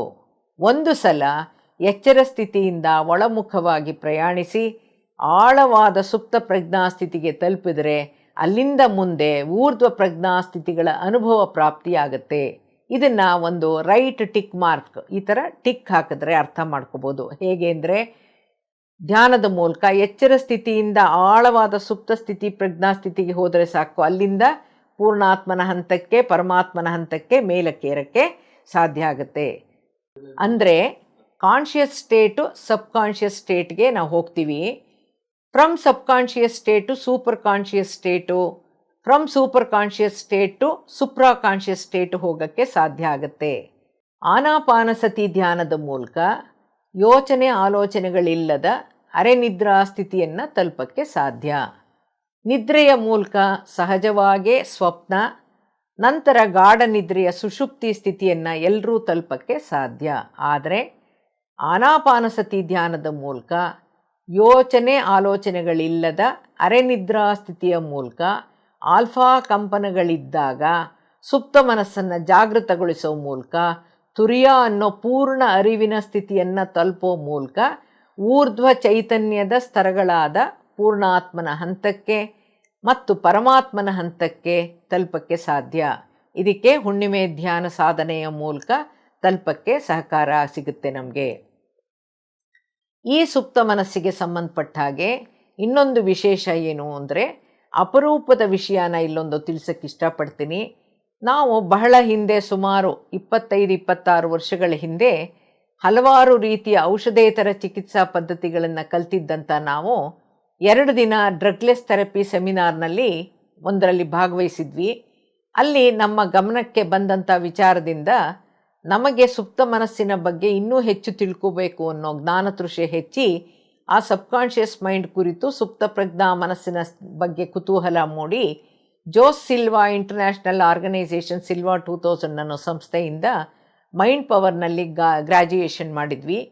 100 ಜನರಿಗೆ ಅವರ ಆರೋಗ್ಯದ, ಆರ್ಥಿಕ ಹಾಗೂ ಮಕ್ಕಳ ಸಮಸ್ಯೆಗಳಿಗೆ, ಅವರ ಕೌಟುಂಬಿಕ ಸಮಸ್ಯೆಗಳಿಂದ ಹೊರಬರೋಕ್ಕೆ ಸುಪ್ತ ಪ್ರಜ್ಞಾ ಮನಸ್ಸಿನ ಮೂಲಕ ಸಂಕಲ್ಪಗಳು ಹೇಗಿರಬೇಕು, ಸ್ವಯಂ ಸಲಹೆ ಹೇಗಿರಬೇಕು ಅನ್ನೋದನ್ನು, ಸಂಬಂಧದ ಸಮಸ್ಯೆಗಳಿಗೆ, ಸಾಲ ವಸೂಲಿಗೆ ಟೆಲಿಪತಿ ಕಳಿಸೋದು ಹೇಗೆ ಅನ್ನೋ ಪ್ರಾತ್ಯಕ್ಷಿಕ ತರಬೇತಿಯನ್ನು ಹಲವಾರು ವರ್ಷಗಳಿಂದ ಕೊಡ್ತಾ ಬಂದಿದ್ದೀನಿ.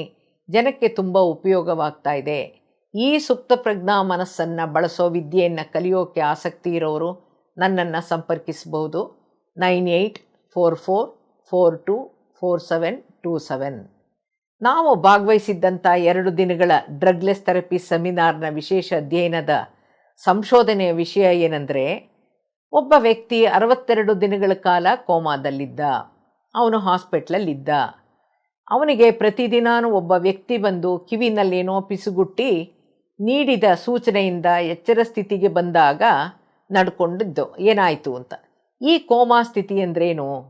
ಆ ವ್ಯಕ್ತಿಯಲ್ಲಿ ಉಸಿರಾಟ ತಂತಾನೇ ನಡೀತಾ ಇರುತ್ತೆ, ಆದರೆ ಅವನ ಇಂದ್ರಿಯಗಳು, ಮನಸ್ಸು, ಭಾವನೆಗಳು ಮತ್ತು ಬುದ್ಧಿ ಸಕ್ರಿಯವಾಗಿರಲ್ಲ, ಕೆಲಸ ಮಾಡ್ತಾ ಇರಲ್ಲ, ಜೀವ ಇನ್ನೂ ಇದೆ. ಅವನ ಸ್ಥಿತಿ ಏನು ಅಂದರೆ ಪ್ರಜ್ಞೆಯಿಂದಿರೋ ಸ್ಥಿತಿಯಲ್ಲ, ಅವನಿದ್ದಿದ್ದ ಸ್ಥಿತಿ ಪ್ರಜ್ಞಾಹೀನ ಸ್ಥಿತಿ. ವೈದ್ಯಕೀಯ ವಿಜ್ಞಾನದ ಪ್ರಕಾರ, ಸಾಮಾನ್ಯ ವಿಜ್ಞಾನದ ಪ್ರಕಾರನೂ ಜೀವಿಗಳಿಗೆ 2 ಸ್ಥಿತಿಗಳು, ಒಂದು ಎಚ್ಚರದ ಸ್ಥಿತಿ, ಇನ್ನೊಂದು ಎಚ್ಚರವಿಲ್ಲದ ಪ್ರಜ್ಞಾಹೀನ ಸ್ಥಿತಿ. ಈ ಸ್ಥಿತಿಯನ್ನು ವೈದ್ಯಕೀಯವಾಗಿ ಕೋಮಾ ಸ್ಥಿತಿ ಅಂತಾರೆ. ಆ ಸೆಮಿನಾರ್ನಲ್ಲಿ ಒಬ್ಬ ಸಂಶೋಧಕ 62 ದಿನಗಳ ಕಾಲ ಕೋಮಾದಲ್ಲಿದ್ದ ವ್ಯಕ್ತಿಗೆ ಅವನ ಪೋಷಕರ ಹತ್ರ ಪರ್ಮಿಷನ್ ತಗೊಂಡು ದಿನಕ್ಕೆ 2 ಸಲ ಆ ವ್ಯಕ್ತಿಯ ಕಿವಿಯಲ್ಲಿ ಕೊಟ್ಟ ಸೂಚನೆಗಳು ಕೆಲಸ ಮಾಡ್ತು. ಹೇಗೆ? ಪ್ರಜ್ಞಾಹೀನ ಸ್ಥಿತಿಯಲ್ಲಿದ್ದರೂ ಇಂದ್ರಿಯಗಳು ಕೆಲಸ ಮಾಡದಿದ್ದರೂ ಸೂಚನೆಗಳನ್ನು ಸ್ವೀಕರಿಸಿ ಪಾಲಿಸಿದ್ದಾದರೂ ಹೇಗೆ ಅನ್ನೋ ಪ್ರಶ್ನೆಗೆ ಉತ್ತರ ಏನು ಅಂದರೆ, ಆತ್ಮ ದೇಹದೊಂದಿಗೆ ಇನ್ನೂ ಇತ್ತು, ಸಿಲ್ವರ್ ಕಾರ್ಡ್ ಕಟ್ ಆಗಿರಲಿಲ್ಲವಾದ್ದರಿಂದ ಜೀವ ಇನ್ನೂ ಇಂಟ್ಯಾಕ್ಟ್ ಆಗಿತ್ತು. ಮಾನವನ ಮನಸ್ಸು 2 ಸ್ತರದಲ್ಲಿ ಕೆಲಸ ಮಾಡುತ್ತೆ, ಒಂದು ಎಚ್ಚರ ಮನಸ್ಸು, ಇನ್ನೊಂದು ಸುಪ್ತ ಮನಸ್ಸು. ಎಚ್ಚರ ಮನಸ್ಸು ಇಂದ್ರಿಯಗಳ ಜೊತೆ ಕೆಲಸ ಮಾಡಿದರೆ, ಸುಪ್ತ ಮನಸ್ಸು ಆತ್ಮನ ಜೊತೆ ಕೆಲಸ ಮಾಡುತ್ತೆ. ಆತ್ಮ ಮತ್ತು ಸುಪ್ತ ಮನಸ್ಸು ಒಂದು ನಾಣ್ಯದ 2 ಮುಖಗಳಿದ್ದಂಗೆ. ಹಾಗಾಗಿ ಆ ಸಂಶೋಧಕ ಕೊಟ್ಟ ಸೂಚನೆಗಳನ್ನು ಪಾಲಿಸ್ತು. ಒಂದು ಹಾಳೆನಲ್ಲಿ ಏನನ್ನೋ ಬರೆದು ಒಂದು ಕವರ್ನಲ್ಲಿ ಹಾಕಿ ದಿಮ್ಮಿನ ಕೆಳಗಿಟ್ಟು ಪೋಷಕರಿಗೆ ತಿಳಿಸ್ತಾನೆ. ಅವನಿಗೆ ಎಚ್ಚರವಾದ ಕೂಡಲೇ ಈ ಕವರನ್ನು ತೆಗೀರಿ ಅಂತ ಹೇಳಿಬಿಟ್ಟು ಅವನು ಆಚೆ ಹೊಟ್ಟೋಗ್ತಾನೆ. ಕೆಲವು ದಿನಗಳ ನಂತರ ಕೋಮಾದಲ್ಲಿದ್ದ ವ್ಯಕ್ತಿಗೆ ಪ್ರಜ್ಞೆ ಮರಳು ಬರುತ್ತೆ. ಎದ್ದು ಕೂತ್ಕೊಂಡವನು ಬ್ರೆಡ್ ಬ್ರೆಡ್ ಅಂತ ಜೋರಾಗಿ ಕೂಗಿರ್ತಾನೆ. ಅಲ್ಲಿ ಇದ್ದಂಥ ನರ್ಸು, ಡಾಕ್ಟರ್ಸು ಆಶ್ಚರ್ಯ ಪಡ್ತಾರೆ. ಪೋಷಕರು ದಿಮ್ಮಿನ ಕೆಳಗಿಟ್ಟಿದ್ದಂಥ ಕವರನ್ನು ತೆಗಿತಾರೆ. ಅದರಲ್ಲಿ ಬ್ರೆಡ್ ಬ್ರೆಡ್ ಅಂತ ಬರೆದಿರುತ್ತೆ. ಹಾಗಾದರೆ ಆ ಸಂಶೋಧಕ ಆ ವ್ಯಕ್ತಿಗೆ ಕೊಟ್ಟ ಸೂಚನೆಗಳಾದರೂ ಏನಾಗಿತ್ತು? ಅವನೇನಂತ ಕೊಟ್ಟಿದ್ದ, ಅವನ ಹೆಸರು ಹೇಳ್ತಾ, dear so and so, you are soon coming back to full awake state, they are regaining consciousness, the moment you are awake and conscious you are asking for bread ಅಂತ ಅದರಲ್ಲಿತ್ತು. ಪ್ರಜ್ಞೆಯೇ ಇಲ್ಲದವನು ವ್ಯಕ್ತಿಯ ಸೂಚನೆಗಳನ್ನು ಕೇಳಿಸ್ಕೊಂಡದ್ದಾದರೂ ಹೇಗೆ? ನೋಡಿ ಮಾಸ್ಟರ್ಸ್, ನಿಜ ಜೀವನದಲ್ಲಿ ಎಚ್ಚರ ಸ್ಥಿತಿಯಲ್ಲೇ ಯಾರಿಗೂ ಹೇಳಿ ಯಾವ ಕೆಲಸವನ್ನು ಮಾಡಿಸೋದು ಕಷ್ಟ. ಅಂತಹದ್ರಲ್ಲಿ ಕೋಮಾದಲ್ಲಿದ್ದವನಿಗೆ ಯಾರೋ ಏನೋ ಹೇಳೋದು, ಅವನು ಆ ಸಂಶೋಧಕ ಹೇಳಿದಂತೆ ಕೇಳೋದು, 2 ಅದ್ಭುತ ಅಲ್ವಾ? ನಾವಿಲ್ಲಿ ಅರ್ಥ ಮಾಡ್ಕೊಳ್ಬೇಕಾದದ್ದು ಏನು ಅಂದರೆ, ಕೋಮಾದಲ್ಲಿದ್ದರೂ ಅವನ ಸುಪ್ತ ಪ್ರಜ್ಞೆ ಜಾಗೃತವಾಗಿತ್ತು. ಹಾಗಾಗಿ ಅವನ ಕೊಟ್ಟ ಸೂಚನೆಗಳನ್ನು ಪಾಲಿಸ್ತು. ಇದೇ ಹಿನ್ನೆಲೆಯಲ್ಲಿ ಕ್ರೈಮ್ಸ್ಗೆ ಸಂಬಂಧಪಟ್ಟ ಹಾಗೆ ಆರೋಪಿಗಳು, ಅಪರಾಧಿಗಳು ನಿಜವನ್ನು, ಸತ್ಯವನ್ನು ಹೇಳದೇ ಇದ್ದಾಗ, ದೈಹಿಕ ಶಿಕ್ಷೆಯಲ್ಲೂ ಬಾಯಿ ಬಿಡದೇ ಇದ್ದಾಗ, ಕೋರ್ಟಿನಿಂದ ಅಧಿಕೃತವಾಗಿ ಪರ್ಮಿಷನ್ ತಗೊಂಡು ನಾರ್ಕೋ ಅನಾಲಿಸಿಸ್ ಅಥವಾ ಟ್ರೂತ್ ಸೀರಮ್ ಟೆಸ್ಟ್ ಅಂತ ಮಾಡ್ತಾರೆ. ರಾಸಾಯನಿಕ ಔಷಧಿಗಳ ಮೂಲಕ ಪ್ರಶಾಂತ ರಿಲ್ಯಾಕ್ಸ್ಡ್ ಸ್ಥಿತಿಯನ್ನು ಉಂಟು ಮಾಡ್ತಾ, ವ್ಯಕ್ತಿಯ ಪ್ರಜ್ಞೆಯ ಸ್ಥಿತಿಯಲ್ಲಿ ವ್ಯತ್ಯಾಸ ಉಂಟು ಮಾಡ್ತಾ ಮತ್ತು ಬರೋ ಹಾಗೆ ಮಾಡಿ, ಸುಪ್ತ ಪ್ರಜ್ಞಾ ಸ್ಥಿತಿಗಳಲ್ಲಿ ಪ್ರಶ್ನೋತ್ತರಗಳ ಮೂಲಕ ವಿಷಯವನ್ನು ಹೊರತೆಗೆಯುವಂಥ ಪದ್ಧತಿ ಕೂಡ ಇವತ್ತಿಗೂ ಪ್ರಚಲಿತದಲ್ಲಿದೆ. ಅದು ಅರೆನಿದ್ರಾ ಸ್ಥಿತಿ, ಆಲ್ಫಾ ಸ್ಥಿತಿ, ಸುಪ್ತ ಪ್ರಜ್ಞಾ ಸ್ಥಿತಿಯ ಮೊದಲನೇ ಹಂತ. ಹಿಪ್ನೋಸಿಸ್ನಲ್ಲೂ ಕೂಡ ಇದೇ ಸ್ಥಿತಿಗೆ ಕರ್ಕೊಂಡು ಹೋಗೋದು. ಹಿಪ್ನೋ ಅಂದರೆ ನಿದ್ದೆ. ಹಿಪ್ನೋಸಿಸ್ ಅಂದರೆ it is a process of putting a person into sleep through verbal instructions, not through medicines ಅಂತ ಇದೆ. ಅಂದರೆ ಸಲಹೆ ಸೂಚನೆಗಳು ಕೊಟ್ಟು ಅವರನ್ನು ಈ ಪ್ರಜ್ಞಾ ಸ್ಥಿತಿಗೆ ಕರ್ಕೊಂಡು ಹೋಗುವಂಥದ್ದು. ನಾವು ಹಿಪ್ನೋಸಿಸ್ಸು ಕಲ್ತಿದ್ದೀವಿ, ಸೆಲ್ಫ್ ಹಿಪ್ನೋಸಿಸ್ ಕೂಡ ಕಲ್ತಿದ್ದೀವಿ. ಎಚ್ಚರ ಸ್ಥಿತಿಯಿಂದ ಸುಪ್ತ ಪ್ರಜ್ಞಾ ಸ್ಥಿತಿಗೆ ಹೋಗೋದು ಸುಲಭ. ಆದರೆ ವಿಧಿವಿಧಾನಗಳನ್ನು ಸರಿಯಾಗಿ ತಿಳ್ಕೊಳ್ಳದೇ ಇದ್ದರೆ, ಅರಿಯದಿದ್ದರೆ, ಅಳವಡಿಸ್ಕೊಳ್ಳದಿದ್ದರೆ, ಪಾಲಿಸದಿದ್ದರೆ ಸುಪ್ತ ಪ್ರಜ್ಞಾ ಸ್ಥಿತಿಯಿಂದ ಎಚ್ಚರ ಸ್ಥಿತಿಗೆ, ಸಹಜ ಸ್ಥಿತಿಗೆ ಮರಳೋದು ಸ್ವಲ್ಪ ಕಷ್ಟ ಕೂಡ ಆಗಬಹುದು, ತೊಂದರೆಯೂ ಆಗಬಹುದು. ಸ್ವಯಂ ಸಂಮೋಹಿನಿ ವಿಚಾರದಲ್ಲಿ ಸ್ವಲ್ಪ ಎಚ್ಚರ ವಹಿಸೋದು ಒಳ್ಳೆಯದು. ನಮ್ಮ ಇಂದಿನ ವಿಷಯನೇ ಅರಿವು ಪ್ರಜ್ಞೆ ಅಲ್ವಾ? ಅರಿವು ಅಂದರೆ ಜ್ಞಾನ ಅಂತಲೂ ನೋಡಿದ್ವಿ. ನಮಗೆ ಪ್ರಾಪಂಚಿಕ ಅರಿವೂ ಬೇಕು, ಆಧ್ಯಾತ್ಮಿಕ ಅರಿವೂ ಬೇಕು. ನಮ್ಮಲ್ಲಿ ಆಧ್ಯಾತ್ಮಿಕ ಪ್ರಜ್ಞೆಯೂ ಇರಬೇಕು. ನಮ್ಮ ಪತ್ರಿ ಸರ್ ಅವರ ಘೋಷವಾಕ್ಯಗಳು ರೋಗದ ಮೂಲ ಪಾಪ, ಪಾಪದ ಮೂಲ ಅಜ್ಞಾನ, ಧ್ಯಾನದಿಂದಲೇ ಆರೋಗ್ಯ, ಧ್ಯಾನ ಸರ್ವರೋಗ ನಿವಾರಣಿ, ಮುಳ್ಳನ್ನು ಮುಳ್ಳಿಂದಾನೇ ತೆಗಿಬೇಕು ಅನ್ನುವಂಥ ಪರಿಕಲ್ಪನೆಗಳು ಕೂಡ ಅತ್ಯದ್ಭುತ. ಪತ್ರಿ ಸರ್ ಏನು ಹೇಳ್ತಾ ಇದ್ರು ಅಂದರೆ, ಇದೇ ಆನಾಪಾನಸತಿ ಧ್ಯಾನದಿಂದ ತಲೆನೋವಿನಿಂದ ಹಿಡಿದು ಕ್ಯಾನ್ಸರ್ವರೆಗೂ ಎಲ್ಲ ಕಾಯಿಲೆಗಳು ವಾಸಿಯಾಗುತ್ತೆ. ಹೇಗೆ ಅಂದರೆ, ಧ್ಯಾನದ ಮೂಲಕ ಆಲೋಚನಾರಹಿತ ಸ್ಥಿತಿಯಲ್ಲಿ ಸೃಷ್ಟಿಯ ಮೂಲವಾದ ಅದೇ ದಿವ್ಯ ಚೈತನ್ಯಕ್ಕೆ, ವಿಶ್ವಶಕ್ತಿ ಚೈತನ್ಯಕ್ಕೆ, ದಿವ್ಯ ಪ್ರಜ್ಞೆಯೊಂದಿಗೆ ಸಂಪರ್ಕ ಕಲ್ಪಿಸ್ಕೊಂಡ್ರೆ ಅಂತ ಹೇಳ್ತಾ ಇದ್ರು. ಅಂದರೆ ಈ ಸಂಪರ್ಕ ಕಲ್ಪಿಸ್ಕೊಂಡ್ರೆ ಮಾತ್ರ ನಮ್ಮ ಕರ್ಮಗಳು ಕಳೆಯುತ್ತೆ ಅಂತ ಹೇಳ್ತಾ ಇದ್ರು. ನಮ್ಮ ದೇಹಕ್ಕೂ ನಮ್ಮ ಸೂಕ್ಷ್ಮ ಶರೀರಗಳಿಗೂ ಪ್ರಕೃತಿಯಲ್ಲಿ ಸಹಜವಾಗಿ ಲಭ್ಯವಿರುವಂಥ ವಿಶ್ವಶಕ್ತಿ ಚೈತನ್ಯಕ್ಕೂ ಸಂಪರ್ಕ ಯಾವಾಗ ಸಾಧ್ಯ? ಕಣ್ತೆರೆದು ಎಚ್ಚರ ಸ್ಥಿತಿಯಲ್ಲಿರುವಾಗ ಅಲ್ಲ, ಮಲಗಿರೋ ಭಂಗಿಯಲ್ಲಿ, ಸ್ವಪ್ನ ಸ್ಥಿತಿಯಲ್ಲಾಗಲಿ, ಗಾಢ ನಿದ್ರೆಯ ಸುಷುಪ್ತಿ ಸ್ಥಿತಿಯಲ್ಲೂ ಕೂಡ ಅಲ್ಲ. ಹಾಗಾದರೆ ಧ್ಯಾನದಿಂದ ಆರೋಗ್ಯ ಹೇಗೆ ಸಿಗುತ್ತೆ?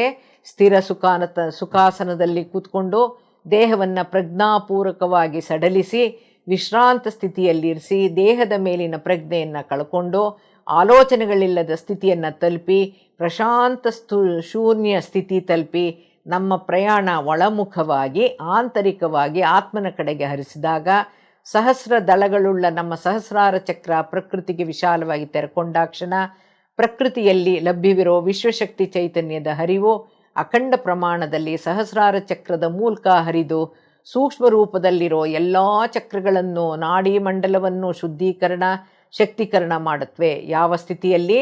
ಧ್ಯಾನ ಸ್ಥಿತಿಯಲ್ಲಿ, ಅರೆನಿದ್ರಾ ಸ್ಥಿತಿಯಲ್ಲಿ, ಸುಪ್ತ ಪ್ರಜ್ಞಾ ಸ್ಥಿತಿಯಲ್ಲಿ, ಅರಿವಿನ ಸ್ಥಿತಿಯಲ್ಲಿ, ಆಲ್ಫಾ ಸ್ಥಿತಿಯಲ್ಲಿ, ಎಚ್ಚರ ಸ್ಥಿತಿಯಲ್ಲ. ಸೃಷ್ಟಿಯ ಮೂಲ ಒಂದೇ, ರೂಪಗಳು ಬೇರೆ ಬೇರೆ. ನಾವೆಲ್ಲ ಪರಮಾತ್ಮನ ಮಕ್ಕಳು, ನಾವು ಕೂಡ ಚೈತನ್ಯ ಸ್ವರೂಪಿಗಳು. ಧ್ಯಾನದ ಮೂಲಕ ವಿಶ್ವಶಕ್ತಿ ಚೈತನ್ಯದ ಜೊತೆ ಅನುಸಂಧಾನ ಮಾಡಿಕೊಳ್ಳಬಲ್ಲ ಆತ್ಮಜೀವಿಗಳು ನಾವು. ಹಾಗಾಗಿ ನಮ್ಮ ದೇಹದ ಅನಾರೋಗ್ಯಕ್ಕೆ ಕಾರಣವು ಸೂಕ್ಷ್ಮ, ಆ ಕಾರಣವು ಸೂಕ್ಷ್ಮದಲ್ಲಿರುವಂಥ ಕಾರಣ ಶರೀರದಲ್ಲಿರೋದು, ಆ ಕಾಯಿಲೆಗೆ ಕಾರಣವು ಚೈತನ್ಯ ರೂಪದಲ್ಲೇ ಇರೋದರಿಂದ ಧ್ಯಾನ ಸಾಧನೆಯಲ್ಲಿ ತೊಡಗಿ ಅಜ್ಞಾನವನ್ನು ಹೋಗಲಾಡಿಸಿಕೊಳ್ಳಬಹುದು, ಕರ್ಮಗಳನ್ನು ಕಾರಣಗಳನ್ನು ಭಸ್ಮ ಮಾಡಿಕೊಳ್ಳಬಹುದು ಅನ್ನೋದು ಆಧ್ಯಾತ್ಮಿಕ ಜ್ಞಾನ, ಆಧ್ಯಾತ್ಮಿಕ ಸತ್ಯ, ಆಧ್ಯಾತ್ಮಿಕ ಅರಿವು. ಧ್ಯಾನದಿಂದ ಜ್ಞಾನ, ಜ್ಞಾನದಿಂದ ಮುಕ್ತಿ, ಮುಕ್ತಿ ಯಾವುದಕ್ಕೆ? ಶಾರೀರಿಕ ಮತ್ತು ಮಾನಸಿಕ ಕಾಯಿಲೆಗಳಿಗೆ ಅನ್ನೋದು ಕೂಡ ಆಧ್ಯಾತ್ಮಿಕ ಅರಿವು ಅಂತ ಎಳೆಯಾಗಿ ಬಿಡಿಸಿ ವಿವರಿಸಿದ್ರು ಪತ್ರಿ ಸರ್. ಧ್ಯಾನದಿಂದ ಜ್ಞಾನ, ಜ್ಞಾನದಿಂದ ಮುಕ್ತಿ ಅನ್ನೋ ಈ ತಿಳುವಳಿಕೆ, ಅರಿವು, ಜ್ಞಾನ ನಮ್ಮ ಕರ್ಮಗಳನ್ನು ಸುಟ್ಟಾಕತ್ತೆ ಅನ್ನೋದನ್ನು ಭಗವದ್ಗೀತೆಯ 4ನೇ ಅಧ್ಯಾಯದ 19ನೇ ಶ್ಲೋಕದಲ್ಲಿ ಜ್ಞಾನಾಗ್ನಿ ದಗ್ಧ ಕರ್ಮಾಣಂ ಅಂತ ತಿಳಿಸಿದೆ. ಈ ಅರಿವು, ಜ್ಞಾನ ನಮ್ಮಲ್ಲಿ ಪ್ರಜ್ಞೆಯಾಗಿ ಶಾಶ್ವತವಾಗಿ ಉಳಿದಾಗ ಪ್ರಜ್ಞಾಪೂರ್ವಕವಾಗಿ ಹೊಸದಾಗಿ ಕುಕರ್ಮಗಳನ್ನು ಮಾಡದಿರೋ ಹಾಗೆ ಎಚ್ಚರಿಕೆಯಿಂದಿರ್ತೀವಿ. ಕೆಟ್ಟ ಕರ್ಮಗಳನ್ನು ಮಾಡಿ ಬಂದಿರೋ, ಜನ್ಮ ಜನ್ಮಾಂತರಗಳಿಂದ ಸೇರಿಸಿಟ್ಕೊಂಡಿರೋ ಕರ್ಮಗಳನ್ನು, ಕರ್ಮದ ಗಂಟುಗಳನ್ನು, ಕಾಯಿಲೆ ಮತ್ತು ಸಂಕಷ್ಟಗಳಿಂದ ಹೊರಬರೋಕ್ಕೆ ಪಿರಮಿಡ್ ಒಳಗೆ, ಪಿರಮಿಡ್ ಕೆಳಗೆ ಧ್ಯಾನ ಸಾಧನೆಯಲ್ಲಿ ತೊಡಗಿ ಅದೇ ದಿವ್ಯ ಚೈತನ್ಯಕ್ಕೆ, ವಿಶ್ವಶಕ್ತಿ ಚೈತನ್ಯಕ್ಕೆ ದೀರ್ಘಕಾಲ ಸಂಪರ್ಕ ಕಲ್ಪಿಸ್ಕೊಂಡ್ರೆ ಕ್ಯಾನ್ಸರ್ ಕೂಡ ವಾಸಿಯಾಗುತ್ತೆ. ಜೊತೆಗೆ ಧ್ಯಾನದಿಂದ ಜೀವಕಣಗಳಲ್ಲೂ DNA ಬದಲಾವಣೆಗಳಾಗಿ ವಂಶ ಪಾರಂಪರ್ಯವಾಗಿ ಪೀಳಿಗೆಯಲ್ಲಿ ಬಂದಿರುವಂಥ ಶಾರೀರಿಕ ಹಾಗೂ ಮಾನಸಿಕ ಕಾಯಿಲೆಗಳು ಕೂಡ ವಾಸಿಯಾಗುತ್ತೆ ಅಂತ ಎಲ್ಲ ಕಷ್ಟಗಳನ್ನು, ಕಾಯಿಲೆಗಳನ್ನು ಎನರ್ಜಿ ಲೆವೆಲ್ನಲ್ಲೇ ವಿವರಿಸ್ತಾ, the doctors on earth plane and medical scientist are much behind the spiritual scientist. Until they understand the creation and spirituality, they cannot understand the science of meditation. A day will definitely come to fall in line with spirituality ಅಂತ ಹಲವಾರು ಸಲ ನಮಗೆ ಪತ್ರಿ sir ಹೇಳಿದರು. ಇದು ವಿಜ್ಞಾನ ಯುಗ, computer ಯುಗ, internet ಯುಗ, ದಾಖಲೆ ಯುಗ, ಜೊತೆಗೆ ಯಾವುದೇ ವಿಚಾರಕ್ಕೂ ಪ್ರೂಫ್ ಕೇಳುವಂಥ ಯುಗ ಇದು.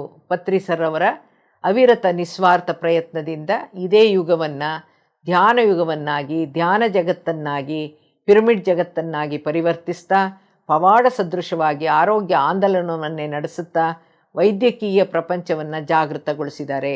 ಜನರಲ್ಲಿ stop medication, start meditation, no doctor, no medicine, only meditation ಅನ್ನೋ ಸ್ಲೋಗನ್ಗಳ ಮೂಲಕ ಆರೋಗ್ಯದ ಜಾಗೃತಿ, ಅರಿವು ಮೂಡಿಸಿದ್ದಾರೆ. PSSM ಮಾಸ್ಟರ್ಸ್ ಆಧ್ಯಾತ್ಮಿಕ ಜ್ಞಾನವನ್ನು ಹಂಚ್ತಾ ಕರ್ಮ ಸಿದ್ಧಾಂತ ಕುರಿತು ಆಧ್ಯಾತ್ಮಿಕ ಅರಿವನ್ನು ಮೂಡಿಸ್ತಾ ಇದ್ದಾರೆ. ಈಗಿನ ವೈದ್ಯಕೀಯ ವಿಜ್ಞಾನದ ನ್ಯೂರೋಸೈನ್ಸ್ ಸಂಶೋಧನೆಗಳು ಪತ್ರಿ ಸರ್ ಅವರ ಪರಿಕಲ್ಪನೆಗಳನ್ನು, ಘೋಷಣೆಗಳಲ್ಲಿರೋ ಸತ್ಯತೆಗಳನ್ನು ಸಾಬೀತುಪಡಿಸ್ತಾ ಇವೆ. Professor of emergency medicine and A registered yoga teacher ಆಗಿರುವಂಥ ಡಾಕ್ಟರ್ ಲೋರಿ ಅಂತನ್ನೋರು ಏನು ಹೇಳಿದ್ದಾರೆ ಅಂದರೆ, ಯಾವಾಗ ಸಹಿಸಲಾರದಷ್ಟು ನೋವನ್ನು ಅನುಭವಿಸ್ತಿರ್ತಿರೋರು ಅವರ ಉಸಿರಿನ ಕಡೆ ಗಮನ ಕೊಟ್ಟಾಗ ನೋವು ಕಡಿಮೆಯಾಗುತ್ತೆ ಅಂತನೋ, ಧ್ಯಾನದಲ್ಲಿ ನೋವನ್ನು ಕಡಿಮೆ ಮಾಡೋ ಎಂಡಾರ್ಫಿನ್, ಹ್ಯಾಪಿ ಹಾರ್ಮೋನ್ ಆದ ಸೆರೆಟೋನಿನ್ ಹಾರ್ಮೋನ್ಗಳು ಉತ್ಪತ್ತಿ ಆಗುತ್ತೆ ಅನ್ನೋದನ್ನು ದಾಖಲಿಸಿದ್ದಾರೆ. 300 ಜನರನ್ನು ಕುರಿತು 5 ವರ್ಷಗಳ ಸುದೀರ್ಘ ಸಂಶೋಧನೆಯಿಂದ ಅವರು ತಿಳಿಸಿರೋದೇನೆಂದರೆ, ಉರಿಯೂತಕ್ಕೆ ಸಂಬಂಧಿಸಿದಂಥ ಕಾಯಿಲೆಗಳಾದ ಸಂಧಿವಾತ, ದೊಡ್ಡ ಕರುಳಿನ ಉರಿಯೂತದ ಕಾಯಿಲೆಗಳು, ಆಂಗ್ಸೈಟಿ, ಡಿಪ್ರೆಷನ್ ಆ್ಯಂಡ್ ಪೇಯ್ನ್ ಕಡಿಮೆ ಆಗುತ್ತೆ. Meditation is another way to trigger endorphin release ಅಂತ ಹೇಳಿದ್ದಾರೆ. 2017ರಲ್ಲಿ ಹಾರ್ವರ್ಡ್ ಮೆಡಿಕಲ್ ಸ್ಕೂಲ್ ನಡೆಸಿದ ಒಂದು ಸಂಶೋಧನೆಯಿಂದ ತಿಳಿದಿರೋದೇನೆಂದರೆ, ಪ್ರತಿದಿನ 15 ನಿಮಿಷದಂತೆ 8 ವಾರಗಳ ಧ್ಯಾನದಿಂದ ಅವರುಗಳಲ್ಲಿ ಉರಿಯೂತಕ್ಕೆ ಕಾರಣವಾಗಿರುವಂತಹ 172 ಜೀನ್ಗಳಲ್ಲಿ DNA ಸ್ಟ್ರ್ಯಾಂಡ್ಗಳಲ್ಲಿ ಬದಲಾವಣೆ ಕಂಡುಬಂದು ಪೀಳಿಗೆಯಿಂದ ಪೀಳಿಗೆಗೆ ಬರುವಂಥ ಗುಣಗಳಿಗೆ, ಕಾಯಿಲೆಗಳಿಗೆ ಪೂರ್ಣ ವಿರಾಮ ಹಾಕೋಕ್ಕೆ ಸಾಧ್ಯ. ಅವರ ಅಧಿಕ BP ಕಡಿಮೆಯಾಗಿ ನಿದ್ರೆ ಉತ್ತಮಗೊಂಡಿತ್ತು. ಅವರ ಇಮ್ಯೂನ್ ಸಿಸ್ಟಮ್ ಹಾಗೂ ಕಾರ್ಡಿಯೋವ್ಯಾಸ್ಕ್ಯುಲರ್ ಸಿಸ್ಟಮ್ ಕಾರ್ಯನಿರ್ವಹಣೆ ಉತ್ತಮಗೊಂಡಿತ್ತು ಅಂತ ತಿಳಿಸಿದ್ದಾರೆ. ವ್ಯಕ್ತಿಯ ಸ್ವಭಾವಗಳಲ್ಲಿ ಉಂಟಾಗಬಹುದಾದಂಥ ಬದಲಾವಣೆಗಳ ಬಗ್ಗೆ ಅಧ್ಯಯನ ನಡೆಸಿರುವಂಥ ಲಾರೆನ್ ಹಾಜೆಸ್ ಅನ್ನುವಂಥ ನರವಿಜ್ಞಾನಿ, ನ್ಯೂರೋಸೈಂಟಿಸ್ಟ್ ಹೇಳಿದ್ದಾರೆ, ಧ್ಯಾನದ ಶಕ್ತಿಯಿಂದ ನಾವು ಶಕ್ತಿಯುತವಾಗ್ತೀವಿ ಅಂತನೂ, ನಮ್ಮ ಕಾರ್ಯಕ್ಷಮತೆ, ಎಫಿಷಿಯನ್ಸಿ, ಪರ್ಫಾರ್ಮೆನ್ಸ್ ಹೆಚ್ಚುತ್ತೆ ಅಂತನೂ, ಭಯ, ಮಾನಸಿಕ ಒತ್ತಡ, ಆತಂಕ ಮತ್ತು ಕಿರಿಕಿರಿ ಕಡಿಮೆ ಆಗುತ್ತೆ ಅಂತ ತಿಳಿಸಿದ್ದಾರೆ.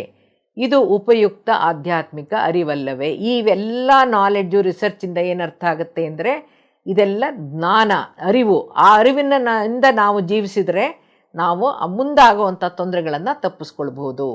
ಈ ನ್ಯೂರೋಸೈನ್ಸ್ ನರಮಂಡಲ ವಿಜ್ಞಾನದ ಸಂಶೋಧಕರು ಧ್ಯಾನಕ್ಕೂ ಮೆದುಳಿಗೂ ಸಂಬಂಧವಿದೆ, ಧ್ಯಾನಕ್ಕೂ ಮಿದುಳಿನಲ್ಲಿ ಉತ್ಪತ್ತಿಯಾಗುವಂಥ ಕಂಪನಗಳಿಗೂ, ಧ್ಯಾನಕ್ಕೂ ಅರಿವಿಗೂ, ಪ್ರಜ್ಞಾಪೂರ್ವಕ ಸ್ಥಿತಿಗಳಿಗೂ ಸಂಬಂಧವಿದೆ ಅನ್ನೋದನ್ನು ದೃಢಪಡಿಸಿದ್ದಾರೆ.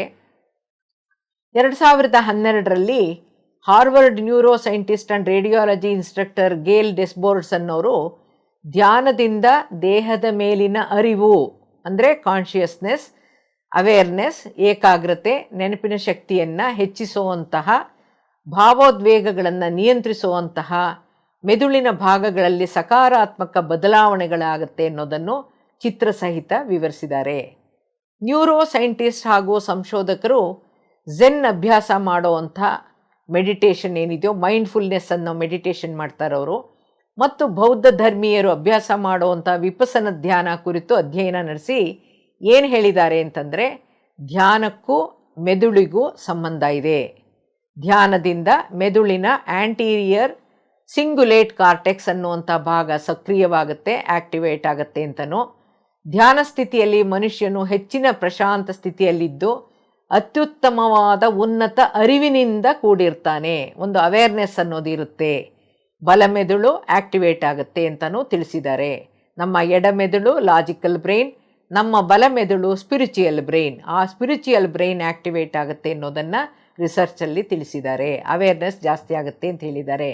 2006ರಲ್ಲಿ ಕಾನ್ ಆ್ಯಂಡ್ ಪೋಲಿಶ್ ಅಂತನ್ನುವಂಥ ವಿಜ್ಞಾನಿಗಳು ಧ್ಯಾನಕ್ಕೂ ಮಿದುಳಿನಲ್ಲಿ ಉಂಟಾಗುವಂಥ ಆಲ್ಫಾ ಕಂಪನಿಗಳಿಗೂ ಥೀಟಾ ಕಂಪನಿಗಳಿಗೂ ಸಂಬಂಧ ಇದ್ದು ಧ್ಯಾನದ ಮೂಲಕ ಅವರಲ್ಲೇ ಬದಲಾಗೋ ಚೈತನ್ಯದ ಸ್ತರಗಳಿಗೆ ಏಳಕ್ಕೆ ಪ್ರೇರೇಪಿಸುತ್ತೆ ಅನ್ನೋದನ್ನು ಧ್ಯಾನಿಗಳ ಅನುಭವದ ಮೂಲಕವೂ ತಿಳಿದು ಚಿತ್ರಸಹಿತ ಸಾಬೀತುಪಡಿಸಿ ದಾಖಲಿಸಿದ್ದಾರೆ. ಪತ್ರಿ ಸರ್ ಅವರ ಮಾನವನ ಆರೋಗ್ಯಕ್ಕೆ ಸಂಬಂಧಪಟ್ಟ ಆಧ್ಯಾತ್ಮಿಕ ಪರಿಕಲ್ಪನೆಗಳು ಇವತ್ತಿನ ದಿವಸ ವೈಜ್ಞಾನಿಕ ರೂಪವನ್ನು ಪಡೀತಾ ಇದೆ. ವೈಜ್ಞಾನಿಕ ವಿಶ್ಲೇಷಣೆಗಳಿಗೆ ವಿವರಣೆಗಳಿಗೆ ಒಳಪಡ್ತಾ ಇದೆ ಅನ್ನೋದು ತುಂಬ ಸಂತೋಷದ ವಿಚಾರ. ಯಾವುದೇ ವಿದ್ಯಾರ್ಹತೆಯ ಅವಶ್ಯಕತೆ ಇಲ್ಲದೇನೆ ಅನಕ್ಷರಸ್ಥರೂ ಕೂಡ ಅಳವಡಿಸಿ ಆರೋಗ್ಯ ಪಡೆಯಬಹುದಾದ ಅತಿ ಸುಲಭ ಧ್ಯಾನ ವಿಧಾನ ಇಡೀ ಪ್ರಪಂಚಕ್ಕೆ ತಲುಪಬೇಕು ಅನ್ನೋ ಉದ್ದೇಶಕ್ಕೆ ಈ ವೈದ್ಯಕೀಯ ಸಂಶೋಧನೆಗಳು ಪೂರಕವಾಗಿವೆ ಅಂತ ಹೇಳ್ತಾ PMC ಕನ್ನಡ ಚಾನೆಲ್ಗೆ ಧನ್ಯವಾದಗಳನ್ನು ಅರ್ಪಿಸ್ತಾ ಅರಿವು ಪ್ರಜ್ಞೆ ಕುರಿತ ಇಂದಿನ ಉಪನ್ಯಾಸವನ್ನು ಮುಗಿಸ್ತಾ ಮುಂದಿನ ಸಂಚಿಕೆಯಲ್ಲಿ ಮಾನವ ಪರಿಪೂರ್ಣ ಜ್ಞಾನಿಯಾಗೋಕೆ, ಅರ್ಥಗರ್ಭಿತ ಅರಿವಿನ ಜೀವನವನ್ನು ನಡೆಸೋಕ್ಕೆ, ಆಧ್ಯಾತ್ಮಿಕವಾಗಿ ಮುನ್ನಡೆಯೋಕೆ ಪೂರಕವಾಗಿರುವಂತಹ ಯಾವ್ಯಾವ ಅರಿವು ಪ್ರಜ್ಞೆಗಳು ಮಾನವನಲ್ಲಿ ಇರಬೇಕು ಅಂತ ನೋಡೋಣ. ಧನ್ಯವಾದಗಳು. Thank you, thank you, thank you. PMC Kannada channel ಅನ್ನು ಲೈಕ್ ಮಾಡಿ, ಶೇರ್ ಮಾಡಿ, ಸಬ್ಸ್ಕ್ರೈಬ್ ಮಾಡಿ ಮತ್ತು ಮಾಡಿಸಿ. ಎಲ್ಲರಿಗೂ ಧನ್ಯವಾದಗಳು.